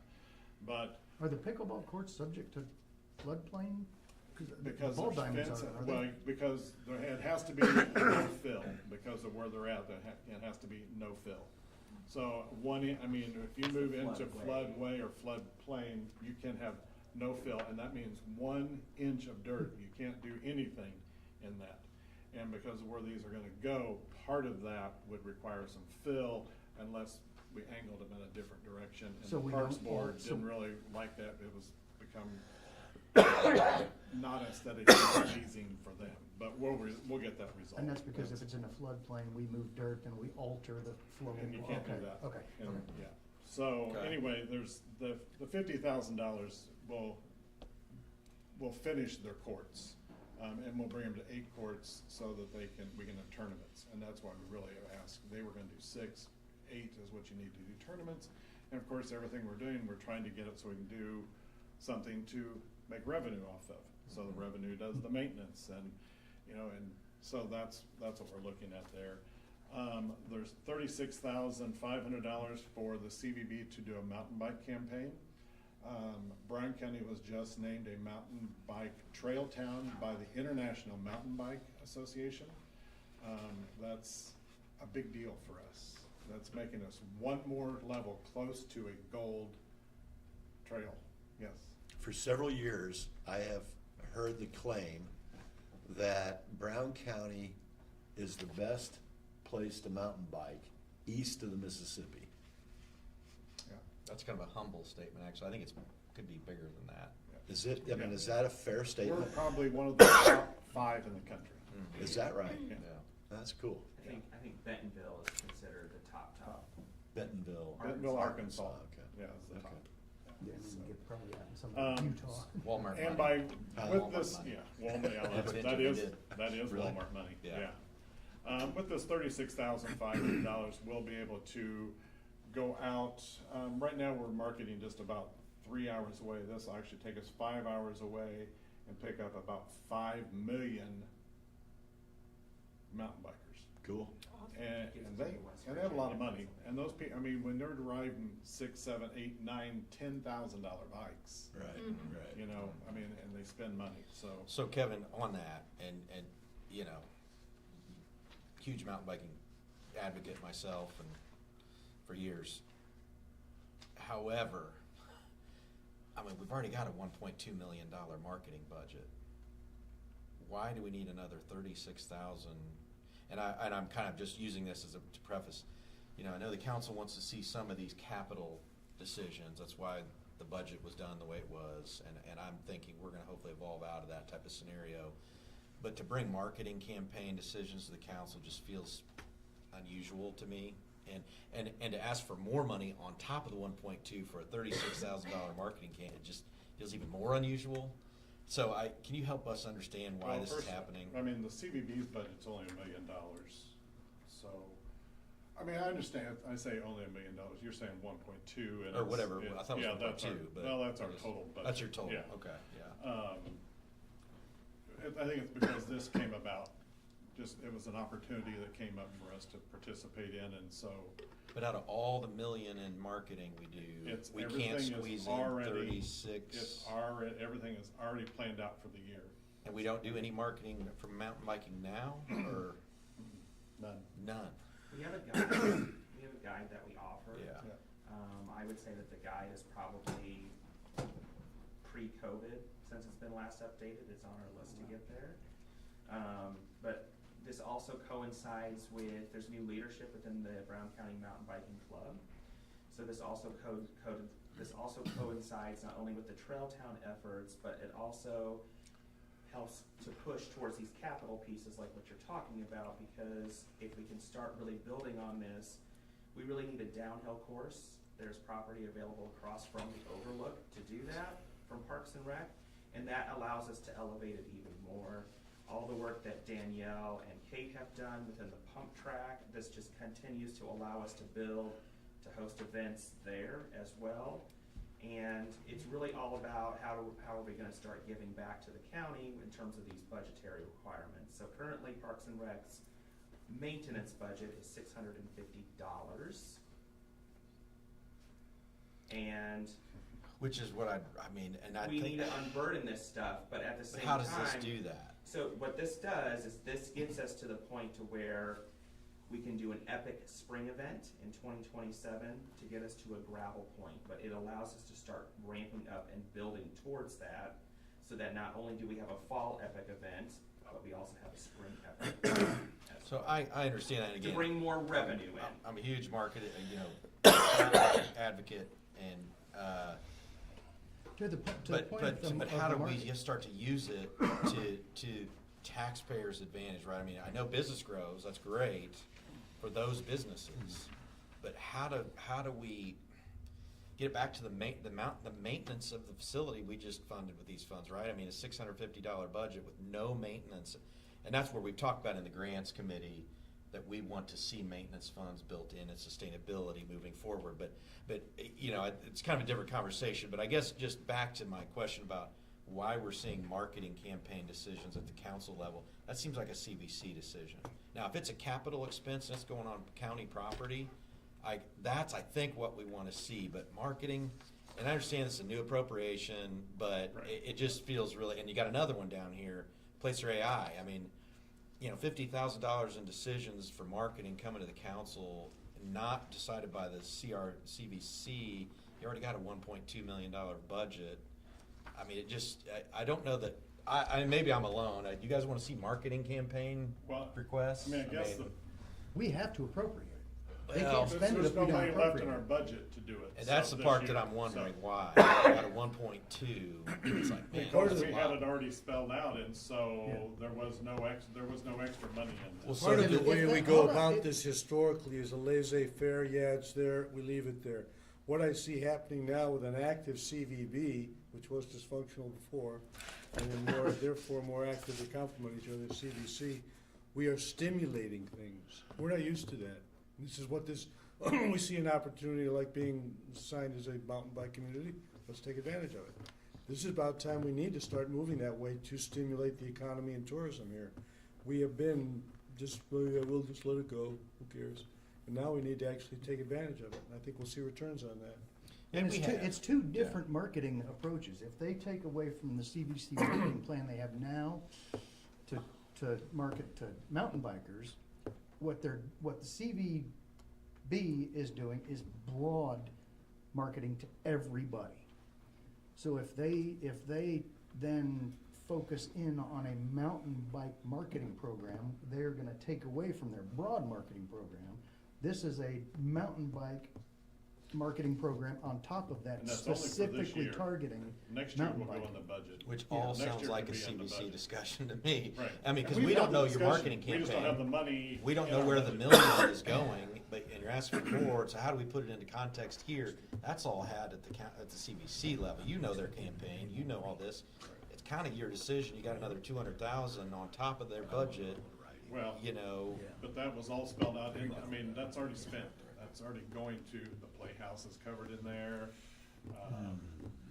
The Hilly Half is covered in there, the Chris Kendall. So those are all Market, the Chamber grants. Fest, Those are all. Grants, yeah, so that's you all burn part through of that. it. So, I mean, that's I mean, something to that's all- think about moving forward is, hey, we're only in May, and you've already got another $50,000 in marketing requests. Maybe we shouldn't burn through the 200 or, you know, I mean, it just feels like something's not quite, and I know we're growing into this kind of new approach, but let's keep that in mind, because I don't think you want to bring marketing decisions to this group, and I mean, it just doesn't, it's not Oh, I what we're built to understand. do. No, you're right. I don't want to. No, But I don't want you to you know, either. I could It's just not. say I need an additional 50,000, but I want to explain why I need it. Yeah, I So- get it. I get Because it. it wasn't in your budget, you have to now. I get it. Next year, you'll have it in there. Right. And I appreciate knowing. Yeah. Yeah. Yeah. Don't take it as a criticism. No, just- no, I I'm trying understand, to. no, I truly understand where you're Yeah, coming from, so. yeah. And then the grant software, and that's up to $15,000, the grant software for the new 3%, the grants we're gonna be running through that. And actually, I believe pretty much all grants, you know, will be run through this software through the Quality of Life Advisory Board. And Jim, you should really like this because it, and the council instills heavy due diligence into the process with tracking and the whole thing. Reporting, and whether we did not have prior, so, but there's more to do. Where's the Yeah. governing documents for the CVC? You should have those by your next council meeting. Can We're I get gonna- them in we'll advance? approve it. Can I have them in advance prior to the council meeting? You Yeah. betcha. Yeah. I'll send them to you Yeah. right today if you like. Perfect, Well, thank you. yeah, let's get them approved, but we can But I send mean, them to yeah, you. they're- We meet next Thursday, they're we not- would have approved them last month, but. That's one- fine, so yeah, you actually have the Yeah, governing they're documents ready- for they're ready. the CVC. For the CVC, they're ready to. So that when I can look at this, because my issue with this right here, Right. right, again, nothing's good or bad until it's, I don't have anything to compare this to. So if I have a governing document over here that, you know, spells exactly what you guys are doing in each and every year, then when I look at this over here and I look at that, I'm like, okay, fine, that fits within the. Yeah. Yeah. That's the okay. context we're missing for these decisions. Right, yeah, I don't, It's- yeah, so, perfect, thank you. The other thing about this is the stimulus of the Quality of Life Committee is such is that we're forward, it's very forward thinking, I'm very impressed with it. And they're leveraging the money to say, okay, not only do you get a grant, but can you get a matching grant, things of that nature. something such as the SHC, this Serving Hoosier Communities, the IU is gonna come in here and they're gonna, a bunch of free stuff given to us, and an analysis. It's very stimulating as to what's being done here in the county. It's a whole different ballgame. It's Yeah, fascinating. can I ask a question to the two of you on just real quick, come back to the mountain biking issue? When you look at the group, people that mountain bike, I'm assuming that's gonna be a much younger age group, right? And 40 is the average age, I think, Yeah, last time I checked. it's not that young. That's that young. right? Yeah, I meant that's young. And Well, When you're in your 70s, that's I'm young. going, Thank you. I'm going. to- Thank you. I'm going to assume, because the capital investment required, that's somewhat of a higher social economic Yep. clientele. Yeah. Is that fair? Very fair. Okay, all right, thank you. Now, when I say young, I'm saying, you think mountain biking, you think mid-20s, but Right. no, it's like you said, It it's, is. No, Yeah. it's, middle age. No, It's it's 40. Let's put it broken this way. bones and all that, which gets me to the public, that's what, the offset is important. And can I buy, an old guy, buy an electric mountain bike and ride it? You to certainly Center Park? can. Oh, you Yeah, can? Yeah, absolutely. No. Yeah. You can. Yeah. Let's Yes, put you it this can. way, they're not buying Harleys, they're buying $10,000 mountain bikes. Electric Well, mountain that's bikes? where it's Oh, shifted. yeah. Oh, that would be a Absolutely. blast. Yeah. That would be In so case you much. get tired on one of those trails. You can pedal or If you you get can injured. kick it in, You you know. can and just twist the throttle. There you go. if you get injured, Yeah. All right. Oh, that's So that Um, overlook, yeah. And then we get down to the $10,000 for the roof at the Bean Blossom Overlook.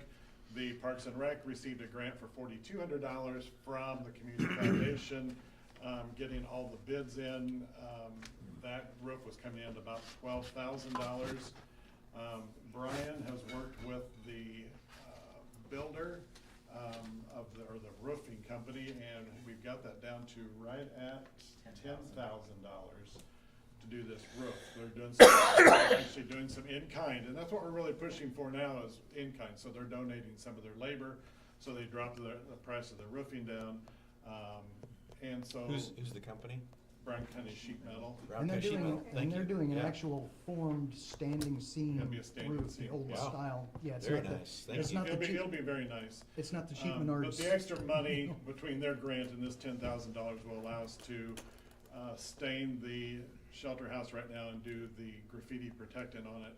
And should allow, there's signage, there'll be some new signage going in up there. And what we're doing with the signage and helping Parks and Rec work through this is putting QR codes on all these things so people can find out more about Bryan County Parks and Rec or wherever we're at. And if they'd like to make a donation, hey, we really like to help keep this up, that QR code will take them to the Parks and Rec website, which will allow them to make a donation for maintenance of those properties. So, and we're also looking at some events at the Overlook with some painting events and some breakfast or dinner events. So, there again, things that can, and we're do MOUs with with Parks and Rec. So a percentage of those proceeds go back to their maintenance fund, so it's to help maintain that, so. And there should be money left for animal-proof or animal-resistant trash containers up there, because right now that's a real big issue Yeah. too, so. So, $20,000 for Placer AI, there again, this is something that will be long-term, but in order to get it started this year, we need, Placer AI is a marketing tool which allows us to go back and look at the demographics of the people and where they're coming from, but it tells us everything about them while they're here. You know, and that's how we know that visitation to the state park is down. We've actually been, our marketing company has one, but we've been using that to just do some tag things. Now, is that done under the umbrella of the CVB? Yeah, that's part of the that's under the CVB, CVB, okay. yeah. So that's our, So you want a motion to spend up to that 131,500? We haven't advertised long enough, have we? Should be a couple more days. Okay, so at our next. So this is a Yeah, which is presentation of all right. what I mean, we we gotta haven't vote on. got- Yeah, we have to prove You don't this. mind coming back and sit through the meeting next couple of weeks, do you? It's just a few hours. Well, no, wait a I minute, mean, wait a minute. We just disclosed it. It appears that the temperature in the room is that we put this on the regular meetings agenda coming up. Yes. Yeah. correct? Well, we can't vote on it today. It I hasn't been understand that, advertised I long understand enough. that, but my Yeah. point is that this is gonna require an ordinance, because it's additional Mhm. appropriation, which is gonna require Susan Which I've Peters already sent to draft the ordinance. I've And we already put sent it this to on her. the agenda Good for job. the regular meeting, and there's no reason for them to be No. here. You don't And want so him to we come just- back? I mean, just No, for. there's No. no, that's waste his No. time. And furthermore, we don't need to You're spend gonna more than agree to it. 3 minutes Yeah, dealing with this. yeah. Yeah, okay? just And it- summarize, read the list, and then we should Boom, be done. and Yeah. Right, okay. Okay, and I'm fine, as long as I know that there's agreement that. Yeah. Yeah, you've got At least it. I mean, four of I- the And if, section, you're if, gonna if be- the Well, council. we've had that before. Yeah, if you Well, have because questions, like the reach out to roof, Kevin. I mean, some things are gonna require some funding pretty quick, and there's money there, it's just a matter of getting it shuffled Yep. the right place. Is it gonna cause you any problems waiting until the next? Well, and so are we comfortable, I mean, yeah, Yeah. I would be comfortable if you need to move a construction thing forward before Yeah. then, We with will. out of cash on hand, knowing there's a risk it could be declined, but. I think Jonathan's just doing it. Yeah. We just don't know when we'll get a bill from them. Yeah, that's great So- that that sheet. But I don't wanna miss a commissioners meeting Yeah. for the approval of the claim either, Yeah. If you don't have to. if I don't have to. Thank you, All right. guys. Thank you. Appreciate All it. right, yes, Good thank way to, you. way to stand up, kind of whole new, I mean, the energy, I mean, to This- Gary's point, there is really a lot of movement. This whole quality of life advisory board and things that can happen with this is gonna be huge for this county. It is gonna be huge, and it's, yeah. And, Huge. you know, there again, our goal is to alleviate things in the county budget and to bring more revenue. to the county. Jobs, Yeah. these are jobs, Yeah. this is assessed Which value, include- this is you know, which businesses. increases your income tax. and- Yeah. Yeah. Provides If they have a place employment. to live. Well, Yeah. we're working on that too. Yeah, so. we are, yeah. Thank you, guys. Yeah, thank you. Good job. Mr. President, can we take a 10-minute break? Yes, we can do that. I was just thinking, I got a lot Uh, of coffee flowing through me. Oh, man. Is Michelle off our Brian's agenda? last name. Or Melissa? Huh? Yeah. Brian's last good. name. Yeah, Melissa's Tedlock? off. She's not coming in. Thank you. Yep.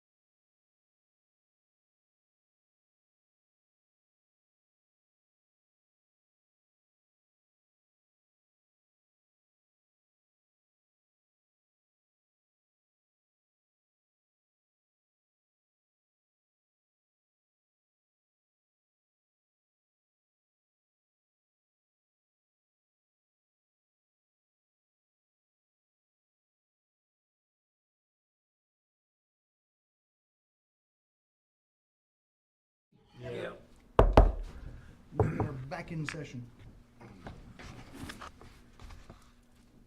Jerry, you got Good the for floor. me? Yep. Good luck. Okay, all right. Want to flip to page 11 now. So on this one, we really wanted to show as the bar graph there is the levy for levy controlled versus debt versus rate controlled. So your maximum levy funds versus your debt versus CCD. Now, you can see that red come 2029, there's just a little bit, in there, but that's your debts falling off. You see the blue, capturing that fall off. That's the levy freeze going back in. Just really wanted to show you guys as far as like how close is the rate would be, stagnant as that debt falls off and the levy freeze goes back in, which you guys are aware of. Just really wanted to show that on that But- slide. But, back to the point, with that debt falling off, falls off at the same time we get the levy freeze back in, but that levy freeze then comes out of our income tax revenue. Correct. Yeah. So we're not getting a big jump in levy. It's Yeah, it actually just depends then what we do on the income tax side, yeah. Yeah. Yep, you're correct. Excuse me. This is, just the general fund. We have blue, is revenues, red is, the expenditures. And then you can see that over the years, it's growing. We're currently showing 2026 with a surplus. That's largely due to lit supplemental, which is gonna be almost 500,000 in the general fund. You'll get a portion in lit ED and public safety as well, which really drove up those revenue projections, for this year. And then in 2027, we do not show any lit supplemental. We're not projecting any of that. So, the number is closer to that 10 million, a little bit more. Now, some of your property tax growth for your maximum levy, is getting, for lack of a better word, eaten up by the impacts that we showed from SEA 1 on an earlier slide, when we had all of the different funds and the deficit. So a lot of your growth is getting taken from that, so, which is why revenues are pretty stagnant.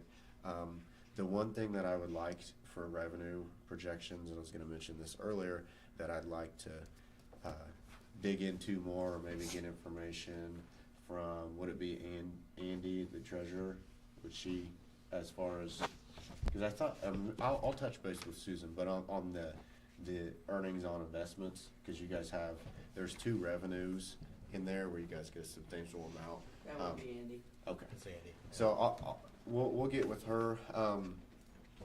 Yeah, and then let me, while you're on that issue, currently the interest that we receive off of the 5 banks that Andy's got the cash sitting in, I think the interest last year was somewhere around $600K. And so that what we could do, is just an opportunity, is pigeonhole the interest, instead of letting that interest, whatever interest rolls into the general fund, because that's where it's all going, I believe, is it not? We isolate that interest income, and that is what goes into the rainy day fund. Okay?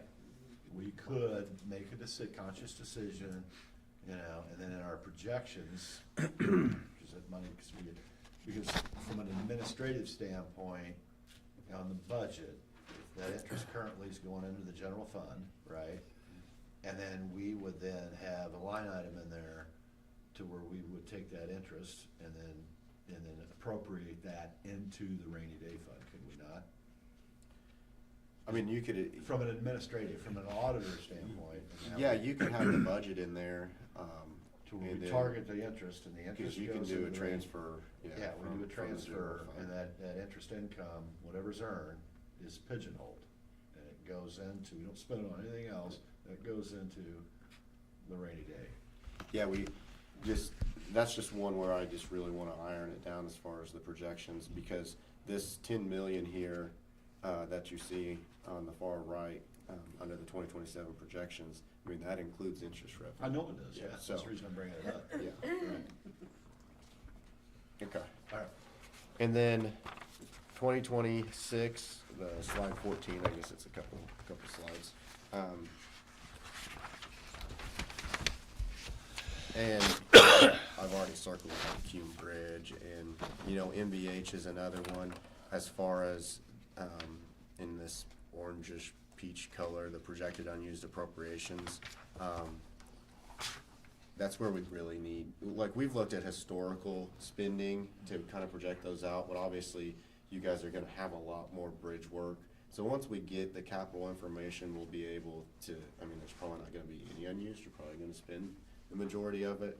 So that's probably one that's going to change. The general fund, as far as the projected unused, there was, and I have the sheet in here, broken down as far as what made that up. It was very specific. That was in the budget. That wasn't needed.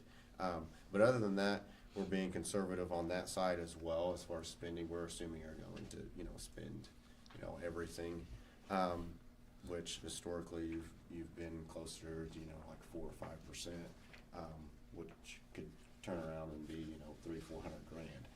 So we're conservative there as well.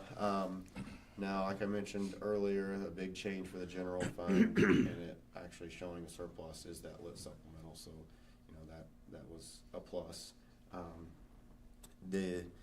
The bottom fund there, the county employee health fund, you know, we're assuming that's all going to be spent. That's being transferred over there.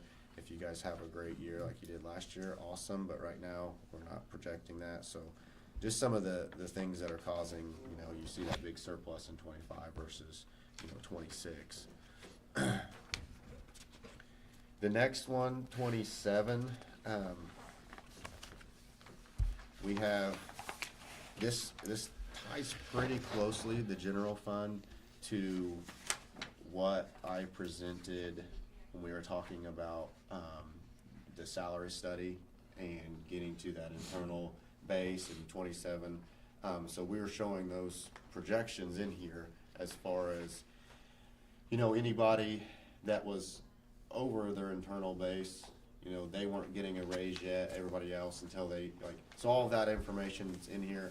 Obviously, I saw what Julie was putting together, a bunch of really good information, so obviously when we get that, you know, we'll get it into the plan, but I just wanted to mention some of the assumptions that we have in here right now, because I think also for the general fund, we were showing, you know, supplies and other services and charges increasing by 2%. So it, you know, it just depends on what you guys decide and what direction you want department heads to do. But just some of the assumptions right now. I know this is really early on.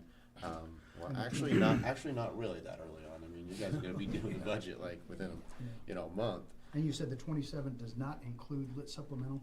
Correct. It does But not. that's not going away. It's just you don't know it yet. It so you won't can't- until you these can't project it. the lit changes. Okay. When is But it? Where is 29 is 29. when. Yeah. Well, that's what they're saying right now. We'll Yeah. see Until if they that change stays. their mind on it.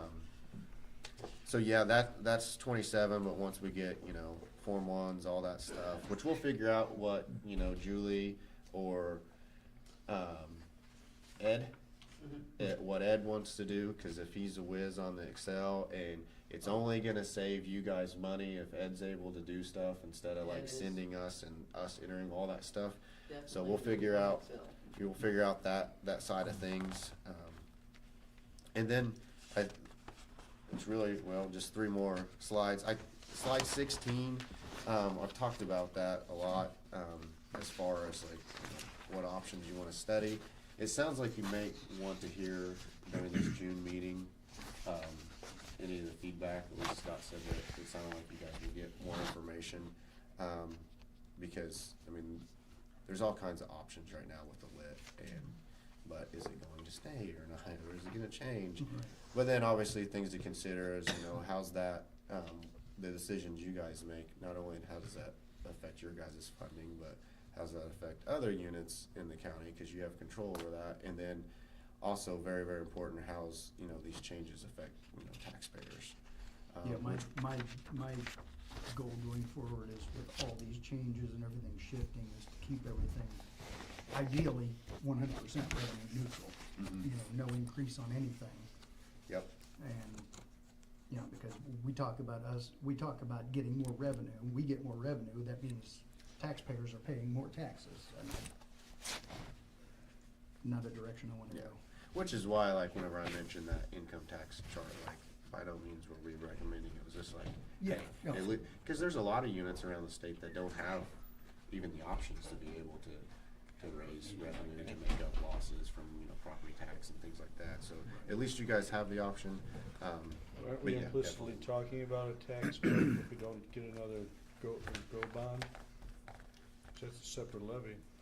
Yeah, that's something we're gonna have to crunch numbers on that and see what's happening, because I would love to get rid of debt, but if we get rid of debt, then what we're gonna, and replace it with spending out of savings, then we've just completely gone counter to saving.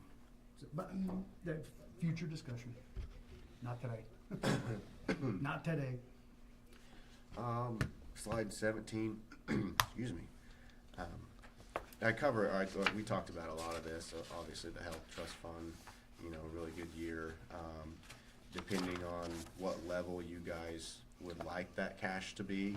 Okay, good. Julie Reeves. We've got we're talking about the 4,700 account. Mhm. What year, this is May, Mhm. May the 5th. And I think it's, what is it, the 12, the line items, there's a number of line items Mhm. and a number of different funds That's correct. that, in the budget that was approved in October, that I believe there was $2.7 million that was approved, of which there was 700 grand or something like that was coming out of that economic development fund Yep. that the commissioners blew their top on And it's actually still in the. and accused economic- us of cutting their budget, which we didn't cut their budget, okay? And so how much of that 2.7 million has been transferred over into the 4,700 account? Get my computer to work here. I'll see if, well, she'll have her up to date, ours is just through March, but I was gonna see if. Because we passed a resolution some years ago that we wanted to maintain $1 million, is what this board agreed to. Just like we agreed that we wanted to fund the rainy day fund, I believe, at $2.5 million. Like, I'm pretty Yeah, sure that's what everything we- went into it except what was in the. Economic Development Fund? Yes. Okay. That But numbers are we good. need the target, you know, as far as I'm concerned, is 12/31 of 2026, $1 million in reserves in the 4,700 account. So if we end up getting hit this year with, you know, we will know. And I agree, I don't wanna get into, and that's, it took us years to get that account stabilized, or that fund, sorry, whatever, stabilized and in good shape. Yeah, we didn't do that until 2023, because when I came in board in 2023, right out of the gate, Dave Redding hit me up and said, Kemp, drill Right, down yeah. into the group medical. And it was a mess. We It had was an been, absolute and mess. the reason our credit rating dropped, okay, is one of the contributing factors is that we had been writing red ink in the 4,700 account for 3 or 4 years straight. And we just kept carrying forward that negative balance every year. And it was the 2.5 million and the money that all of a sudden appeared out of nowhere that bailed the county out. And historically, what happened on that is we got some big hits Yeah. in the employee health fund that Yeah. then we had to scramble and say, okay, what do we got? If we got the $1 million reserve, then we don't have to scramble to find it somewhere else. And the other, and that leads me to the next statement, that I would highly encourage we as a board to draft in writing Everything a in the policy health trust fund. of how we fund group medical each and every year. We have an actually written policy. So that policy states that the commissioners decide, which I don't have a problem with, working with Apex. Apex produces a report The 2.7 million that we Yes. allocated for the 2026 budget was based off of Apex's report, all right? Because that was the midpoint, because they go in and do a standard deviation and calculate it, and that was the 2.6 million. So what I would prefer us to do is to have it, make a decision, draft up a policy, pass the policy, and then every year we simply follow the policy of how we fund it, and we take the guesswork out of it, okay? Because that is a huge expense. Mm-hmm. It is. Yeah, that's. And it's one of the reasons of why we're sitting at a single A rather than a higher credit rating, so.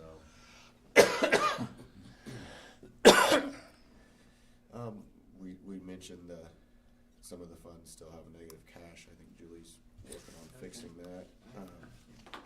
And then, also, I think this was maybe mentioned earlier, but you do have some funds, the riverboat being one. Where it's Can I not ask you a question on currently Riverboat?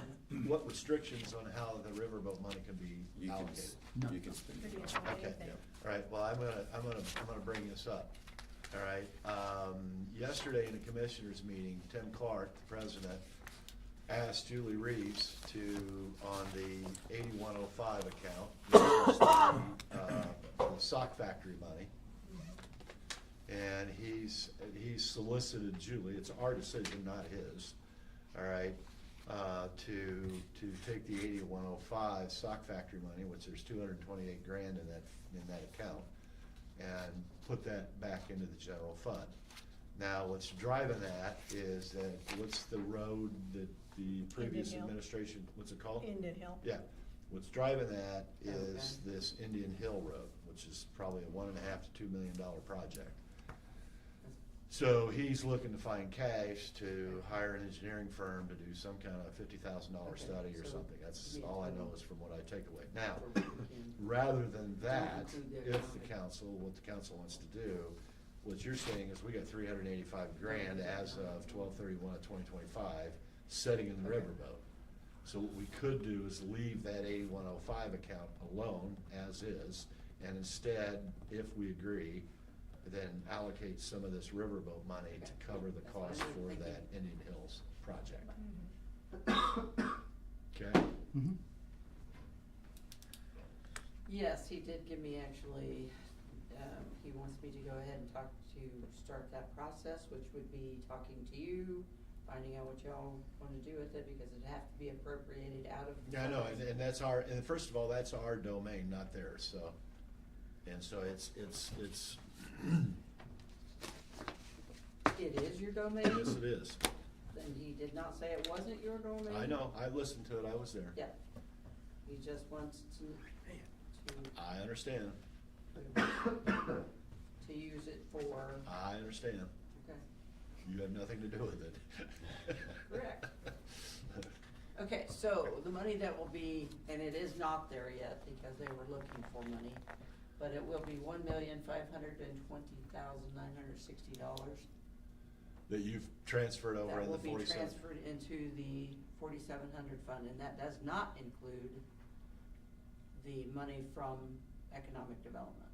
Right, but that money's still sitting in that fund Yeah. and has not been touched. Right now, we are just working off of the money that was actually in there, Right. and we still have $463,573.01 left. In reserves in the 4700. Yep, Out of how much? So we're burning it down. out of 1,018,597.06. Okay. So we're burning it down. Okay. Yeah, Pretty we're good burning clip it right down. now. We're burning it down, yeah, okay. But So as of May, we've gone through more than half of it so far. This year? no, we have not. We have not entered any of the money into the. No, of the 47 1,018,000. That's what we had in there. Yeah, I know, that's what I'm Yeah, saying. we're I'm not burning talking that about, I'm down. not talking about the other stuff that we Okay, yes, we're didn't burning that allocate, down. but what we Yes. did. Yes. If our target was $1 million, because that's what we spent last year, correct? Mhm. Okay. And So, we're halfway there. The trend from last year, that was a really good year, we are trending a little bit higher than that Yes. this year. We So, are trending a little higher this year. okay. Which Hopefully. makes the case for building the reserve. Right. But I'm hopeful that during the summer months, things will change around. So, we'll As see. my mother used to say, people in hell want ice water too, so. I know.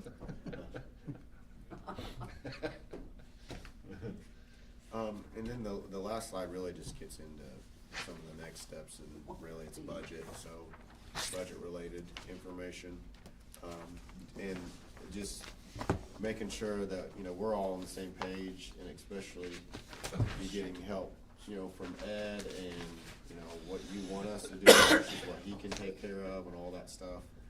So there's He's a not double, phenomenal individual. so there's not double work or anything like that, so. Yeah, that's what we definitely want to Yeah, avoid, yeah, want to avoid double definitely. work. Yeah, so have you made this, are you going to get a hold of Ed and connect Ed with the guy that you got, Yeah. so that those He, two can he get is together? going for the, he's No, I know already he's- gone, isn't he? Yeah, I think he he's gone won't for be the back next until week and a half. June. He is, Yeah. yeah. Right, He's on right. vacation. Right. Okay, cool. So as soon as he gets back, he and I are gonna be touching base. Yeah, and, okay. All right. Let him, get him your contact information so he can Okay, that works. Yeah. send you what he comes up with. And Yeah. I'm sure if he takes, or Julie or whoever takes the Form 1s and they've got whatever, I'm sure that him and our guy Tim could probably figure something out where it probably takes no time to get that information over into our stuff. Right. I'm gonna let Tim in our office take care of that, because he knows that stuff. And as a council, we're not giving Ed free range with anything. I mean, it's gonna all come through Yeah. all of us, Mhm. so we're all aware of what's happening. And Ed doesn't have any decision-making authority. no, No. he's just No. compiling notes. So like I He's said, just compiling data. he's not getting free reign. We're getting to- $200 an hour pro bono, free work is what we're Yeah. getting. No, yeah, what he does is gonna go Yeah, yeah, through that's us, fine. and, Yeah, I appreciate what you know, he's doing. Me too. Reedy's gonna keep in touch with us with what they're doing as they're doing it. And he's not trying to replace Reedy. And then he ran for, He's on the ballot. Yeah, He's he's- on the ballot for council. Yeah, and he served on the ballot, How many years ago? Yeah, In he the served- nineties. was it in the nineties? Mhm. Yeah, he was on the council for 4 years, I so. think he told me in the mid-2000s. It might have, I just think it was late nineties. It could have been the early 90s, 2000s. 2000s, Yeah. whatever, it's all in. It's been a long time ago. So he's old. I was an employee He's when he old. was. He won't be on the bike track. The only problem with Ed is I like flying in a drone, and he's down into the soil, into the roots. I mean, that is, Oh. that's Tim Stricker in our office. yeah, you guys are in They'll And he they'll loves nerd out it. together. And he loves it. I Every know. I- Yeah. second of I it. bet they Ah. will. Yep.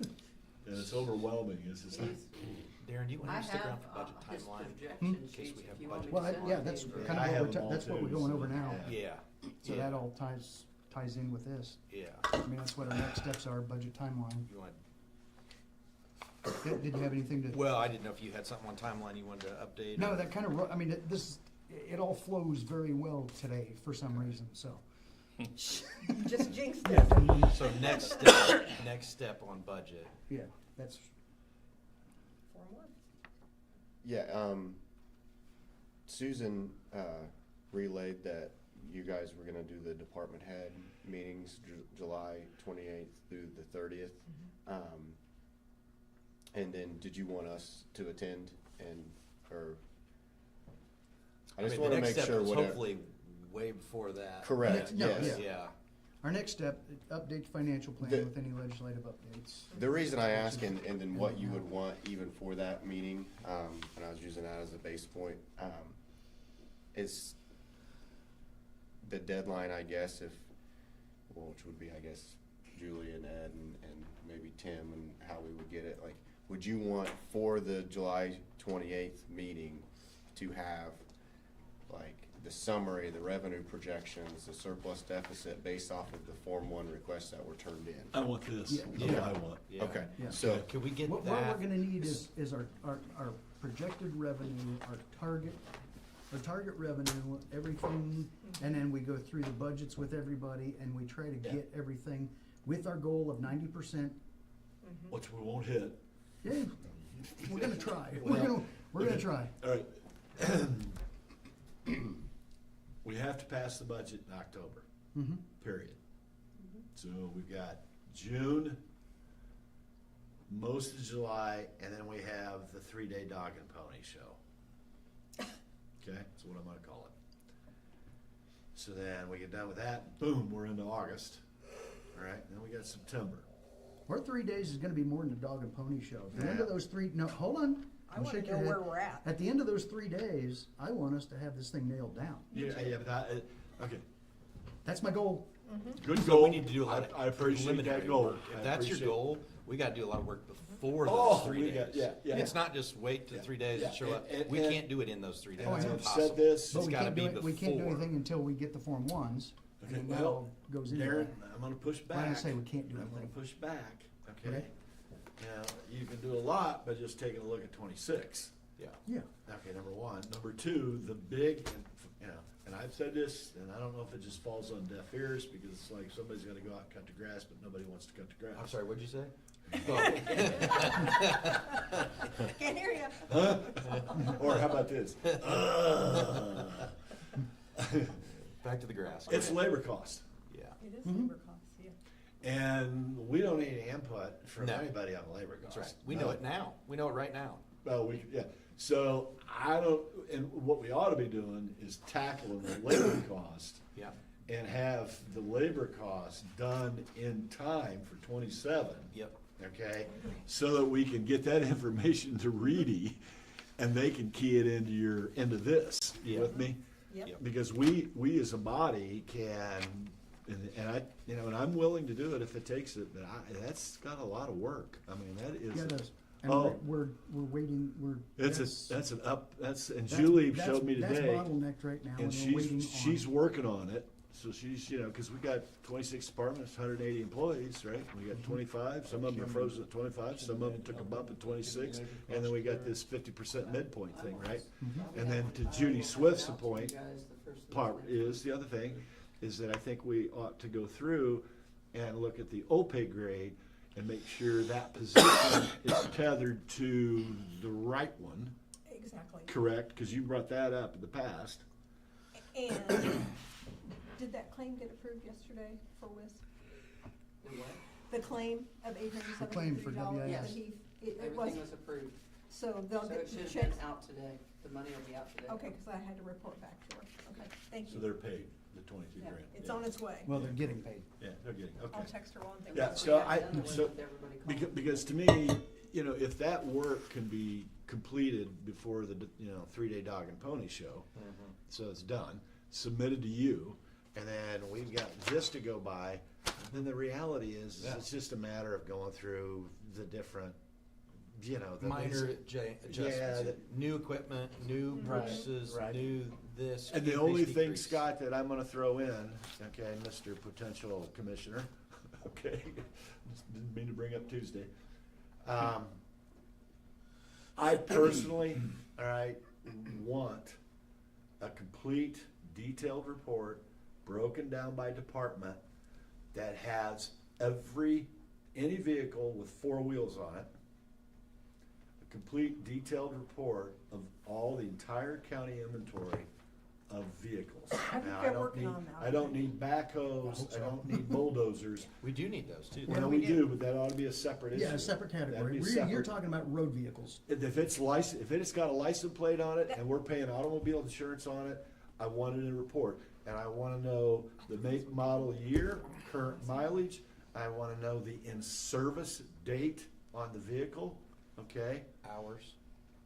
Well, it'd be Some of them may just have mileage. hours. Yeah, expected, mileage, yeah. expected May have replacement. But if you have the in-service date, let's say it's in service 3 years and it's got 192,000 miles on it, right? Yeah, that'd be Right. good to know. Right, and then Expected replacement date. expected replacement date, Yeah. right? So that what we can look is say, okay, how much, because that all comes out of because my understanding from a statutory standpoint, the commissioner's office, legally, they own this building, they own these chairs, all the they equipment. They're own responsible, everything. they're responsible Yep. for it. Well, but Yeah. legally, Yeah. like the cars, I think Yeah. they're titled in the Yeah, commissioner's. cars They and are. buildings. Yeah, they're actually, the commissioner's office owns everything. That is correct. You're talking Right. about the asset management plan, Yeah. all that's in Well, that. but this is just transportation. It's the vehicle part Like, of I the don't, asset like for management example, plan. right now, I have no idea in 2026, how many vehicles did we approve to purchase this year? I don't know. About to add one to it right here, it looks like. Yeah, we're gonna add one to it, right? So I don't know. But that's all in an asset management plan. Correct. Equipment, Right. vehicles, Right. building. Right, but That's to what it me, is. can we keep it, But I thought, I'd like to see all Cars. of it, as you Yeah, know, but for just the past have three 6 years. separate Yeah. reports didn't Kevin report on that to us at the last meeting? about. That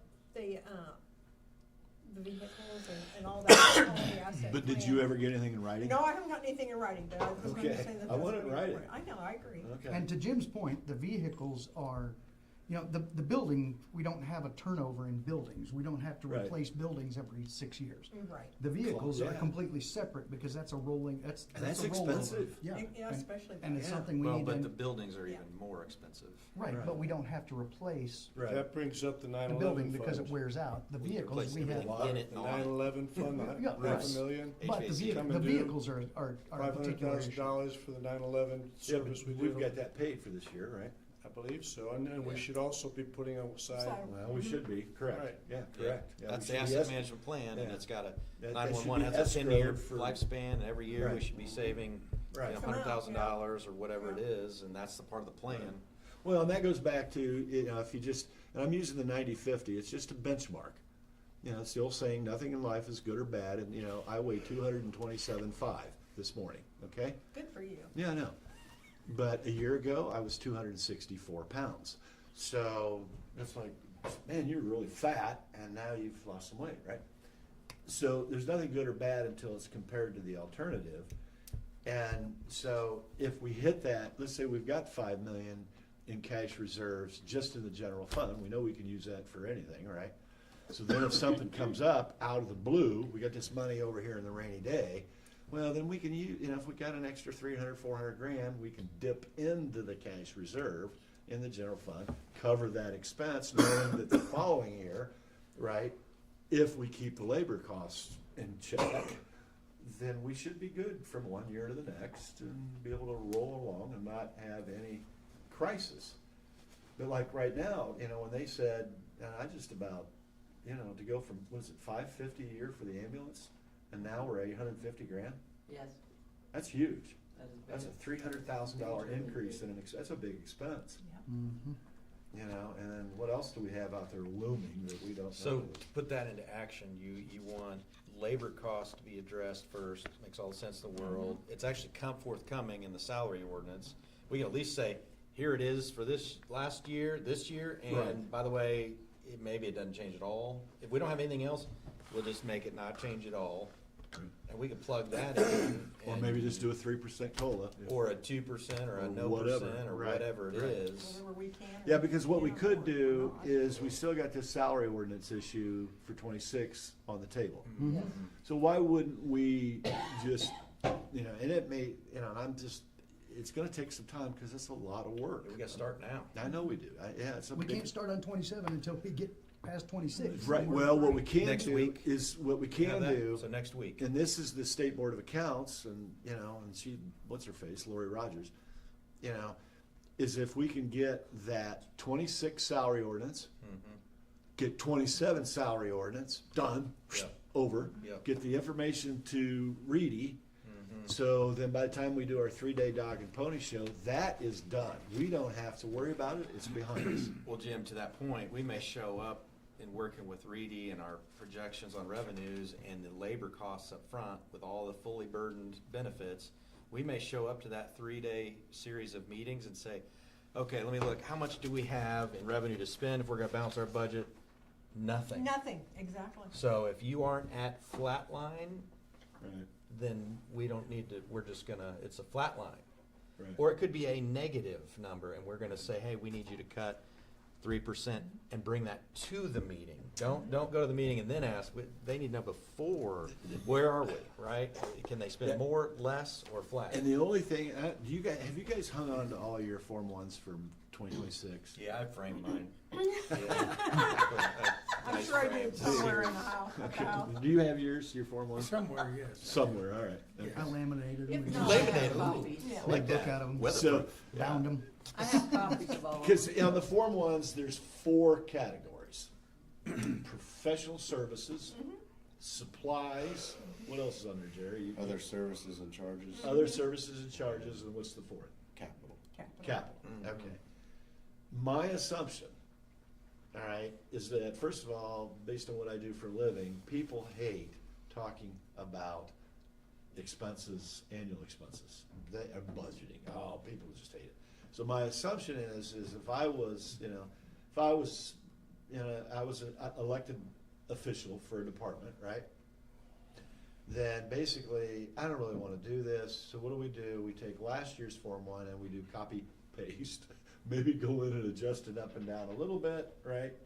Because I don't really want to do it because it's not, let's face it, it's not fun. There's nothing fun about going over all your expenses. Now, what I think we're missing is that, and I'm going to throw out, because I'm going to do this, is I'm going to go through all the Form 1s, because there's 26 departments, and I want to go through those 4 categories, and I'm going to look for line items in there and say, and the question is, and the easiest example I can give you is in the commissioner's budget, and I don't know what fund it's under, but it's insurances. And it's $600,000 for 2026, a round number. Okay, so when I look, and it's the same thing today with, the CBC thing, right? So you come in and you go, okay, it's 600, well, how did you arrive at that? Where's the supporting documentation that shows to me how you arrived at $600,000? That's what our 3 days is for. Well, No, no, wait a minute, you're. No, I'm. Well, but hang on a minute, and I'm not willing to saying help. wait until then, so Okay, don't jump on that. But see, I'm glad you're getting that message. Yeah, our but response- that is our Our- interaction with the public. That's our are chance. all of To what me, we're the doing up council's there. response, because the council is responsible for the whole budget, not just one, the whole thing. Okay. We ought to provide a form for the departments, specific line items, to complete the form to show you how you arrived at that number. Another example, over the last several years, fuel costs. My understanding is we buy all of our fuel from Premier Ag down in Cortland, your area, and we've been doing it for years. And so when you put in the fuel cost, you get diesel and gasoline. How many gallons of gasoline did we purchase for 23, 24, and 25? How many gallons did we buy of diesel?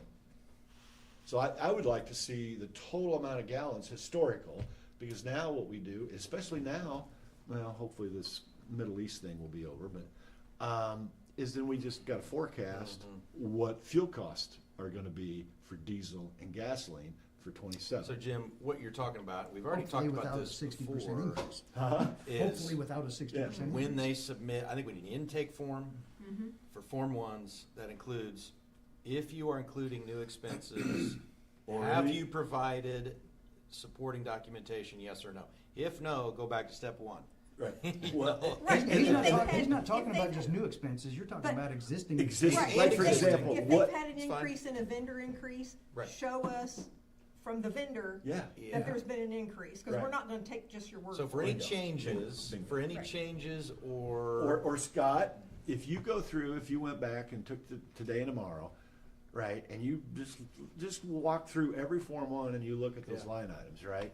And any line item that it jumps out at you, you go, how did you arrive at that? So How here's did the you other arrive thing, at that you just number? said something else. We used to do those, and I don't care actually how we try do to it, bring but the, in when my people send me stuff, I actually bring that in with my, like Lau, they send me what they're gonna what it's gonna cost me next year. Supporting documentation? Yeah, Supporting So I documentation. send that with Right. Yeah. my. Right. So, Right. so, I mean, Jerry, you may or may not have seen this done, like what, in terms of an intake form, I mean, we're trying to give some guidance to directors, department heads. You know what we're doing here, we just need due diligence and. Yeah, I mean, most of the time it's letting them know, like, doing exactly what, Julie just mentioned. I don't know how much it's been on, I guess, because it could be done, but I'm just not aware of it. I see it more, those discussions during the actual meeting. Obviously, you guys would like to, know some of this stuff before. Well, they but- could just at least they could bring it, submit it with their Form 1s. Mhm. Don't bring it July 28th, submit it June 1. Yeah. Right. That way we have our explanation. Yeah.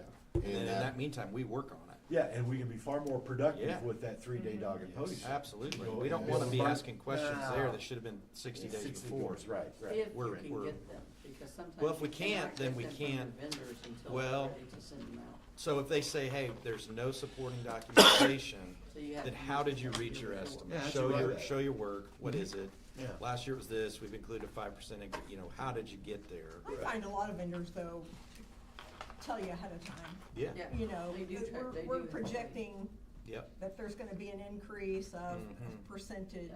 A lot of them do. And at least if they bring that letter stating Right. that, maybe they don't have the definitive, but. And of the 26, I mean, it's like all the offices in this building, pretty straightforward, pretty simple. Yeah, The biggest cost for this building's labor cost, okay? yeah, by far. Yeah, by far, Yeah, right. everything. And then, but outside of that, like circuit court, right, community corrections, we don't have to worry about that because that's funded outside. No, we. Yeah, and, what is it, it's the, what do they call it, the animal control, that's the no-brainer, it's not a big coroner's office, I mean, we put a lot of money in the coroner's office the last 3 years. Well, any of those could have a capital expense as well. So I know. Vehicles I know. and building Right, improvements, so yes. there is some of that. Some of that, Yeah. right. But actually, the big ones, what would you all say would be the departments that, the big budgets, the big? Jail, highway, Jail, What highway, about sheriff's commissioner's department, office? yeah. well, they sheriff's kind of, department. yeah, their Yeah. buildings and equipment for both of those Right, entities. right. so Professional services, what are we spending a year on professional services? Yeah. I would say sheriff, not just jail, but Yeah, sheriff. sheriff. Yeah. Sheriff, yeah. Highway. Highway, and then the commissioner's office, right? Mhm. Planning and You've already zoning, sent this planning out, and right? zoning, that's kind of fixed, that's You've not. already sent this Very out, stable. correct? Pretty stable. They've got That's critical issues right now. Guidance, Right. 27 budget guidance. So, but that can all. Health department, We've health already department's sent our one. stuff out for the- Yeah, Okay. and on the health department, because I noticed on here, now obviously they're not gonna show up. On the health department, you guys all got the email from, and Jerry, I'm glad you're here, because I don't have this memorized. You're fine. The Susan Beavers, the question was this, is we have our property tax money that comes in. And what Susan Beavers said is that property tax money revenue that comes in is divided by the 1159 out of the health department. They get a portion of that. The general fund, okay, and there were 2 other funds that I don't remember what they They are. get There were excise 4. tax, There were 4 funds. They get excise tax and partial property But my- tax. Right, but my question is this, is that, let's say the health department, they just go crazy, okay, and their expenses go, they just keep bumping up, bumping up, bumping up, bumping up. And then Jerry, you correct me if I'm wrong. If we allow the health department, let's say the health department gets out of control, and their expenses get out of control, they take a bigger piece, and that comes actually out of the general fund, because it reduces the property tax the general fund gets. Correct, yeah, you would then have to allocate, more property taxes. And we have less money for the general fund. Yes, Yes. But correct. Yeah. they also, So- it's a balancing act for them as well, because all of their fees and those kinds of things come in. So when they bring in more money in their fees, then that's less property taxes too. It's a balancing act. Now, do their fees and the departments, when the departments generate these fees, that's the miscellaneous revenue section that goes into the general fund, is it not? Well, they keep their I own. think- Do the They- health they- department? They keep their own They and their keep their- own yeah. health Oh, they do? fund. Yes, they do. So when Yeah. they bring it in, Okay, and if they, Health let's just, they department bring does, in yes. X amount over here, right. what they bring in here actually can reduce the tax rate. Well, where's the It's a speeding balancing- ticket money go for the sheriff's Well, department? they don't get much speeding ticket money. Most of that goes to the state, I can answer Yeah. that. Well, Almost all of that goes to Yeah, the state. yeah, like, I think they told me at that class, I think they get $2. Yeah, they get because very they got little. all you For do. every So they don't speeding get ticket, paid. it's like nothing. But here's the Single thing, if digit for this you got a speeding shortage of ticket. deputies, you don't have time to have them sitting out there generating revenue, they're going to runs. Well, and they're only gonna get $2 per ticket. So let's get anyway. back to some bigger, Yeah. higher Yeah, level yeah, stuff here. sorry, yeah. We got 25 days until the Form 1s are Yeah. supposed to be in our hands. Huh? 25 days. No. No, this No, is more than that. July 1. Oh, July 1, sorry, July sorry, 1. sorry. Yeah, you're off. Thank you. Whew. Yeah. It's like, oh my God. So 50 little some time days, limit. okay? Paperwork has already been sent to the offices, so they already know that when to have them in, back to me. Okay, so We- let's we add have to this- that. We have this meeting and 3 more meetings before that. So we got 3 more meetings, but add to that, they need to know that they need to submit. And Darren, it seems like Gary sent this a year ago or 2 years ago, kind of a 2 department heads email leading up to the budget process. Expectations, right, of the We council. already got one. It went out. And It went out. when did that go out? Like a month ago. Oh, that's the one that went out, like, does it have the That was the one where we decided the dates for the hearings and. dates for the hearings? Does it have provide the supporting documentation on it? No, that's what once we That got needs to past be- this, that we needs need to send out, Something I send out to tell them that they need to have their vendors supporting out. we need to have a documentation. supplemental of our budget guidance. So go we'll out call it to- supplemental, whatever you want to Yeah. call it, but we've got to include the things that we are talking about, and we need to give them the heads up so they know and have time to get it to us, right? And so we're 50 days out or whatever. And I don't know if Julie or you want to send that, but so supporting documentation for all variances and expenses, any new expenses, Jim, pre-existing, like your insurance example, how do we capture that? So we want to see, so if it's a new expense, that's one thing. If it's a variance from an existing expense, that's another supporting documentation trigger. But you're talking about a large contract. Well, let me ask you a question. If you had the right to check out of your checking account for $600,000, you got a right to check. You're paying for it. What would you want to see? Multiple bids. I want on to see items over. every policy. I want to see the policy date, the character, the purpose, and the annual premium. Okay? And I want it broken down by insurance company, what it's for, right, and the annual premium. And then you add up the annual premium, and that's what we're paying for, right? We pay Bliss McKnight, we pay Bright Williamson. Well, but see, those 2 agencies, then there's insurance companies underneath that, Yep. and we're actually paying policy premiums. You know, and what jumps out at me is how in the world did you arrive at $600,000 even Steven? Because the other thing of it too, that I've learned in the last, 40 months is when because the commissioners did it, 4th quarter of last year, is that the council allocated 2 line items for 2 specific, it was like 25 grand. There were 2 specific, I think some sort of non-for-profits or something in there. And they decided that, well, we're not gonna pay it. Mental health, I don't know what it was. There was, I can tell you what. well, there was 2 not-for-profits, the total was about 25 grand. Yeah. So they took it upon, even though we had allocated the money, they had the money in the line items to cover those 2 expenses. But they took it upon themselves and decided, well, we haven't seen the contract and we're not quite sure, so we're not gonna pay that. Instead, what we're gonna do is we took the 25,000, and I think they took that 25 grand and did a transfer, which there's nothing illegal about it, because they have the right to do that. But they took that 25,000 and shoved it inside professional services line item, I believe is what occurred. And I would have to look at that. Okay, so here's the issue, is that, look, if we're gonna allocate and give you money in a line item to cover a specific expense, how did you arrive at that expense? And don't be doing any transfers. So, because it's the shell game, is what it is. Honestly, gotta I say think that they that- wanted what you want, they wanted transparent, they wanted to know what that money was being given to these people for. I mean, they didn't have any kind of. Yeah, different paperwork example. on I it. Yeah, it's a understand different, that, it's a Kinda different. wanted there's- the same there's- thing you But want. Jim, if we're talking about every department head here, right? Right. Getting the information we need by July 1st. right. And then we only have 30 days to review it, and we're not even gonna be able to see it. Jerry, if we immediately forward you Form 1s on July 1, when can we see that report Jim was holding? That is if all of them come in on July one. Well, they're gonna Well, have to. they're gonna have to, because Yeah. if they don't, guess what? And We've if they fall back to already told 26. them. It So, is in the July letter. 1. If they don't come back on July 1, we've got the numbers from last year. and But what That's we're what they're Jerry, gonna get. okay, It would- let's stay focused here. It would Jerry, if depend you get it on- July 1, So like July 1, we're getting like an Excel sheet from Ed that hooks up, or we are You're getting the getting Form Form 1s and 1s. we have to enter them. Form 1s. What I do is send them all the Form 1s. I scan them in and I send them to them. Well, I'll that's probably wind up sending them to you that same way. Okay. Well, that's a point of discussion going forward, because and I don't wanna speak for Ed, is he is he wanting to do that? And if he's wanting to do that, then there's no reason for Reedy to do that. If, or whatever's gonna happen, so that's something we'll have to. Last well, year, something what we'll I have to get with did that. is Well, last year we Julie didn't have that, emailed so. me the Form 1s. I got a hold with Reagan, and then I uploaded them in and created a vault, a secure encrypted vault.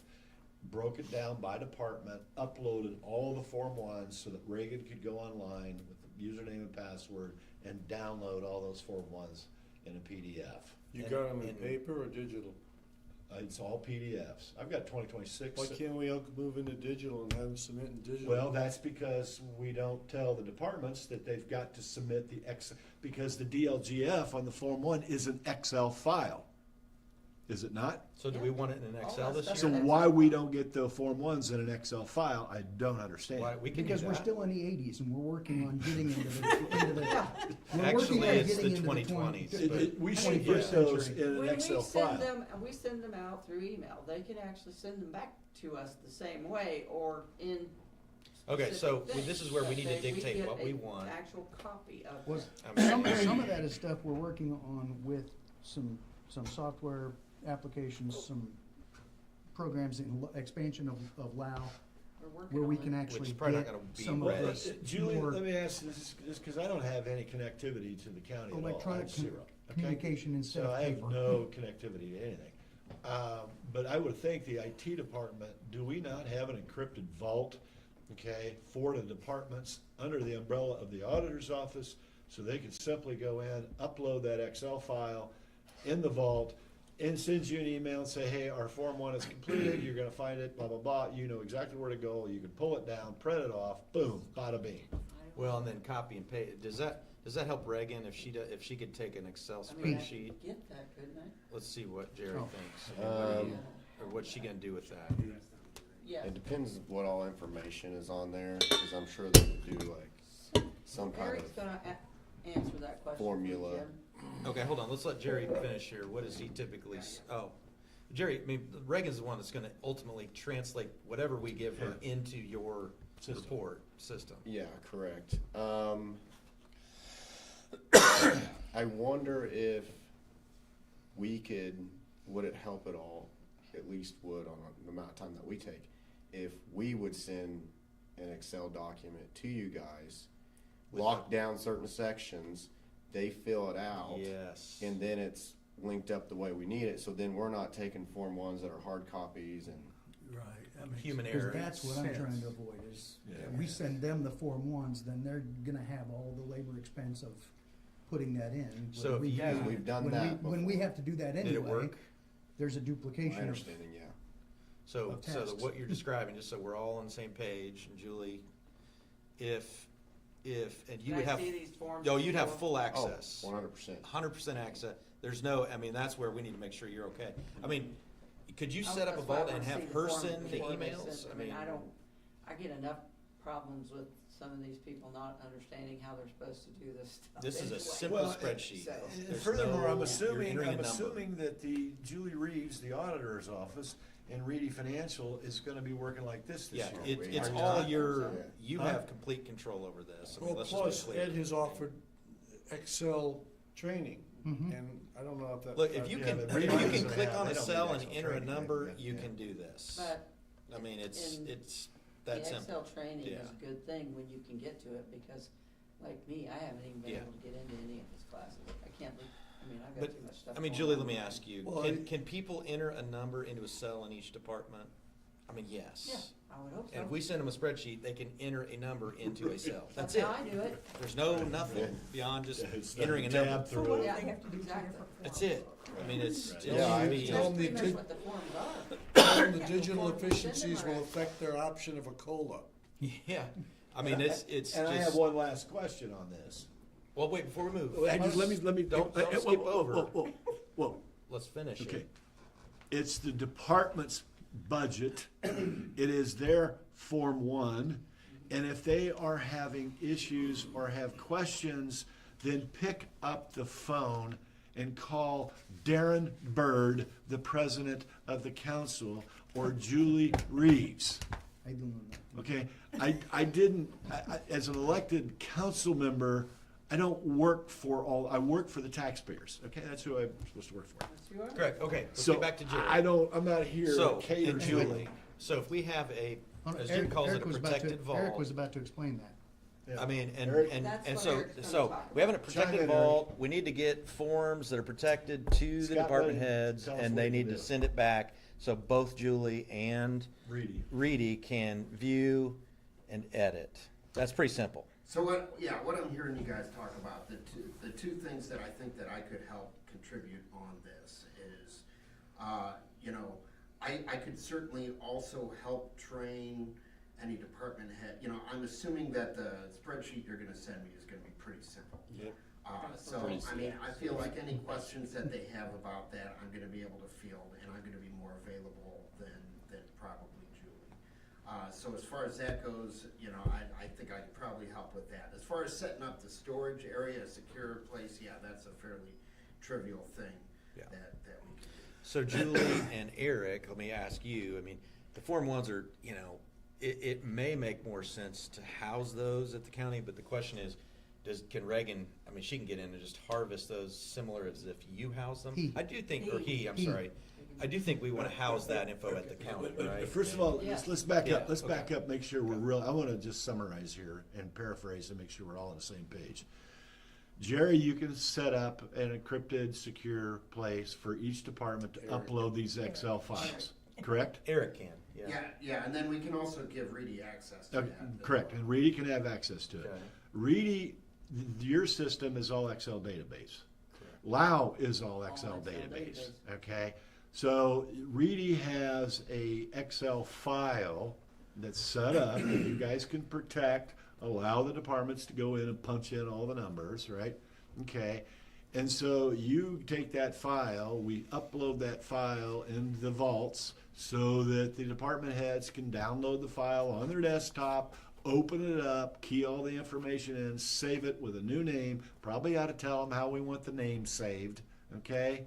So BC Sheriff Department, and then a date, okay? And then they upload that, and then they email you and say, hey, ours is done, bing, it's done. So you know that you can go up and grab it. You guys then can grab it, because if it's your file, you can grab it, bring it in, and then you can import that file right into your system, which cuts the labor cost, does it not? Yes, so it Yes, speeds certainly. up delivery to us, too. Yeah, it speeds up delivery, and it cuts a lot of labor costs, because if we do it the old-fashioned, the 1986 way, right? Which is the way I've been doing it. Which is insane. I Then mean, we it's got a just- stack of papers that you gotta go through and try to figure out. Well, I'm still gonna everybody's print them all, handwriting. I'll Then it print them does- off in my then it- office. Yeah, then it does Yeah. take 30 days I'll for still us to print get it. them all It's off. like, what are we doing? But we here? have the Excel files, it speeds it up, cuts an enormous amount of Okay. labor cost out of it, which saves the county money, because your billable hours, I don't know what they are, but anyway. Let's put that into action. Can Well, Reagan can we provide a write- form to Julie Yeah, and I Eric? need to see the forms. Yeah, if you can Yeah, provide a So you're form gonna. It'll be very, very basic and and simple. work with them, and Yeah. Darren, you're fine with them working together. Yeah. Yeah. And do that quickly so that they can, department heads can get to work. This is, And then we're gonna have to train until, who's gonna call the department heads and. there's no training. I mean, I They've mean, been working on the computer. oh my God. They can fill it in. If we can't work on the computer, then I'm surprised, You're I'm working. surprised we're working in the offices, quite Hey, frankly. Julie? but Shouldn't be that hard. No, it's Julie? enter a number. Are you gonna notify the departments and let them know this is the new You can't process? punch the numbers, I think we're. Are you bigger gonna problems. take ownership of notifying the departments, of letting them know that they're gonna be this new system that we're doing? Yes. Two things, it's So that. they can't come back and Yeah, go, because we've already sent out the forms, Yeah. so you know, well, but I'll have to. you're gonna redo do it in an everything. Excel file, we're gonna put it on the cloud and the server, you're gonna go to the server, you're gonna pull it down, blah, blah, blah, blah, blah. And you're gonna Can add. you send us the draft of that before it Yeah, goes out, so- so we or just make sure we're all on the Yeah. same page of knowing Data what the process is? And then the part about All right. supporting Yeah, that should documentation is the speed you guys same, up. you know. Oh, yeah. And then depending on the complication of it, we could actually, instead of sending out the whole spreadsheet, everybody say, fill in your line, and then we gotta deal with them filling in the wrong lines. We can actually send out their own No, it's their individual own. Yeah, spreadsheet, that's what, and that's what. then link yeah. that Here, deflect and to their blame. sub. I did that. And, I mean, Yeah, they- Excel. Yeah, they can do it. Fantastic. It is. I mean, it's Yeah. amazing what can be done. And so, Hey, okay, so that Reagan was should've one been thing, that's quicker. good, and then getting back Needs to to the be more salary, efficient. Jim, Huh? getting back to the salaries and fully burdened costs that we wanna start working on, my suggestion is at our next work session, it's agenda item number 1. We have a salary ordinance by our next work session. We put it on the agenda number 1. I I'm think that should be putting only the thing, 20 Scott, the only Maybe the thing. only thing, I mean. I'm putting the Kind of- 26 salary ordinance amendment on our next Yeah, Monday meeting. but, on and the then, 18th. and the meeting after that, it Is the goes 27. number 1 on our work Scott? session. Is the 27. Speeding things up is Yeah. only gonna create errors. Yeah, Yeah, there's no speed to So, it, it's, okay. it's moving I'm at the not- pace it Just be kind is. of- I'm not Tweak jumping a to little bit? 27 until No. we get 26 in order. Well, and that's at our next meeting, right? Well, we had a chance to approve it last month and the month before, Yes. and we chose not to. Okay, Not we, yeah, it's I know. not- yeah. Well, we as a body the. did not approve the salary ordinance. So there's no amendment. So speed to we're- it. Once no. it's available, it's available. Right. And then we Right, use but it when it's 27 isn't available. available until we get 26 done. So when is 26 gonna be done? Okay, so, It's going on the agenda for the 18th of this Yes. month. Okay, The so- 26th, Which is the what I'm 26th giving salary ordinance amendment that we everything voted that I'm down. working on right now will be ready by the first of next week. So I will ship it out to you guys so you can actually look at what's going on, how the percentages vary out. And then from there, we should be able to go forward with that. On the 18th, There were two specific requests when we had the vote on the salary ordinance amendment. Judy wanted to make sure that WIS was okay with the changes that we made to it. And Jim wanted to see a breakdown of everybody's And that's delta what I'm on the, doing now. on the, And I on went wages. back to 21 salary. through 26 for the breakdown. good. So let's assume on the 18th. After, hopefully, if we get things rolling. What, she, Can't wait to get. said, I told her it was approved yesterday and should be sent out today, the automatic check. And I asked her to let me know when she received it and we could get something scheduled immediately, and she gave me a thumbs up. okay. All right, So I'll let's let just you know. assume Yeah, that by yeah, some keep in touch with me on miracle, that, so. on the 18th, the salary ordinance is passed, by miracle, okay? The next work session meeting, let's put this personnel, budget personnel discussion on the agenda, number 1, and talk about it. Let's Yeah. get to work. But, Right? but Yeah. the numbers that we need for 27 are based on 26. I just said, And we don't I have just said, 26 assume, approved yet. I just said, assume that by some miracle on the Yeah. 18th that happens, Yeah, okay? Let's assume a miracle happens. Ladies and I gentlemen. don't think that's that big of a stretch. Yeah, gonna be, no, I'm pretty sure it should happen. kinda like. And then the next meeting, this is not rocket science. Let's start working on the budget. yeah. Yeah, I. As long as we have 26 in Don't order. Even if we It all don't. hinges- Even no, if we don't. We can't if we don't have Yeah, we 26 can. in order. Yeah, we Kids, No, we can't. quit, stop. Yeah, we can. No, Stop we it. can't. Stop it. We will. No, we can't. Scott, Listen quit, to you. quit. 5 minutes. Yeah, we gotta run. 26, salary ordinance, 27, basically same gobbledygook. Yeah. We just gotta figure out. Yeah, there We will be gotta no go- changes No in gobbledygook. it. And here's the issue, all right, we can sit here and spend 30 minutes talking about nothing. We If just we don't did. have 26 taken care of. So We will my be point talking about is, nothing. okay, because the thing is, I'll dart off one way, you dart off another way, you dart off one way, you don't say anything, you don't say anything, and he doesn't say anything. That's because at my age, 30 minutes is kind of a prime thing I'd like to hang on to, okay? Finally got him to talk today. Yay. So I want to let you know that the sheriff said to me the other night, and he's probably listening, which is fine, you know, what did we think of his proposal at the last meeting of the $5,000? And I said, we can't make any promises because we don't know where we're at for 26. Right, we don't know what we can And afford. we don't know what we can afford until. We don't know what we can afford, Exactly. Jerry. Jerry, can Which- you find us an extra $1.5 million? Which, like I told, you know, which is a Yeah. fair statement. I mean, we Yeah. just don't, we don't know. It's not Just that we're make not it up. hearing him, Yeah. it's just that we don't know. We know, Yeah. right. So at our next work session, let's work on Oh, labor and- costs. And this may take us Pretty 3 hours, in June, we may Yeah. have spent 3 hours in July. Absolutely. We may need to spend, I don't know how many hours it's gonna take us to go It's the biggest over part of our this. budget. And I'm It gonna is, say, it's I'm gonna huge. say right now going forward, the 12 o'clock end date for our work sessions for the budget is off the table. Yeah, That's I'll- not a I'll hard, that's schedule not a hard for- out. I'll schedule mine for Yeah, all we- day if I we'll- need to. Just schedule it for the time you think we need. and Well, let's- but, let's do okay, it. okay, now hang on a minute, so, cause if that's what you're gonna, if we're gonna do that, then I'll do that. I'm just saying, we're Then, going. how about this, how about this, how about Bring it this? on. We have June, cause it's the first Thursday of every month. Mhm. So we got, what's the first Thursday in July? That's not July 4th, is it? I can find out. That may be the It day is, we'll I have think. to be really long on. Well, what is? What does it matter? The first, That's July 4th, man. And my new wife, her birthday's July 2nd. July 4th is on a No, the Saturday. first Thursday in July Did is you get the married? second, which is. It's Judy's Did birthday. he say that? Focus, Jim, He's focus. called her his wife. Did you get Focus. married? Basically, yes. Okay, all right. Congratulations. He's not gonna commit. Yeah, yeah, it was Yeah, close. Let's just Close. say, that's the relationship, okay? Okay. So, until death do we. July 4th is on a Saturday. I know, okay, so Thursday, July the 2nd is gonna be our special session meeting. And so what Darren just proposed is June and July, 9 to 5. not necessarily June, July, we won't really have, I mean, Okay, what I'm saying is, Well, you just can saying. block it out, cause I'm gonna put it on my calendar. Okay. And I'll put 9 to 5, and if we get out of here at 10:30, fine, so be it, Yeah. okay? be prepared, be Be prepared prepared, that we may run cause that, afternoon. if we did that, that's 8 hours, that's 16 hours.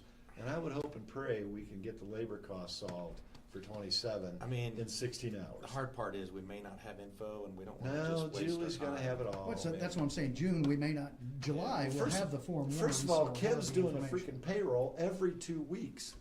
Does she Yeah, we not? know what it is, we know what we're Why paying. can't Kim Yeah. like print off what the Yeah, actual we can, payroll is? we can do this. Can't she Yeah. print stuff off the payroll? Cause it's just every 2 weeks we do payroll, right?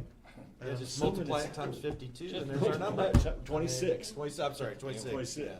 I think, right? 26. Is there Julie, is there 24 or 26 pays? 26. 26 Does that pays. include the 13th paycheck? So there's your 26 pays by department, by position, right? I move we adjourn. Yeah, but second. Hold on. Yep, we don't have everything else on the agenda. Good Oh, deal.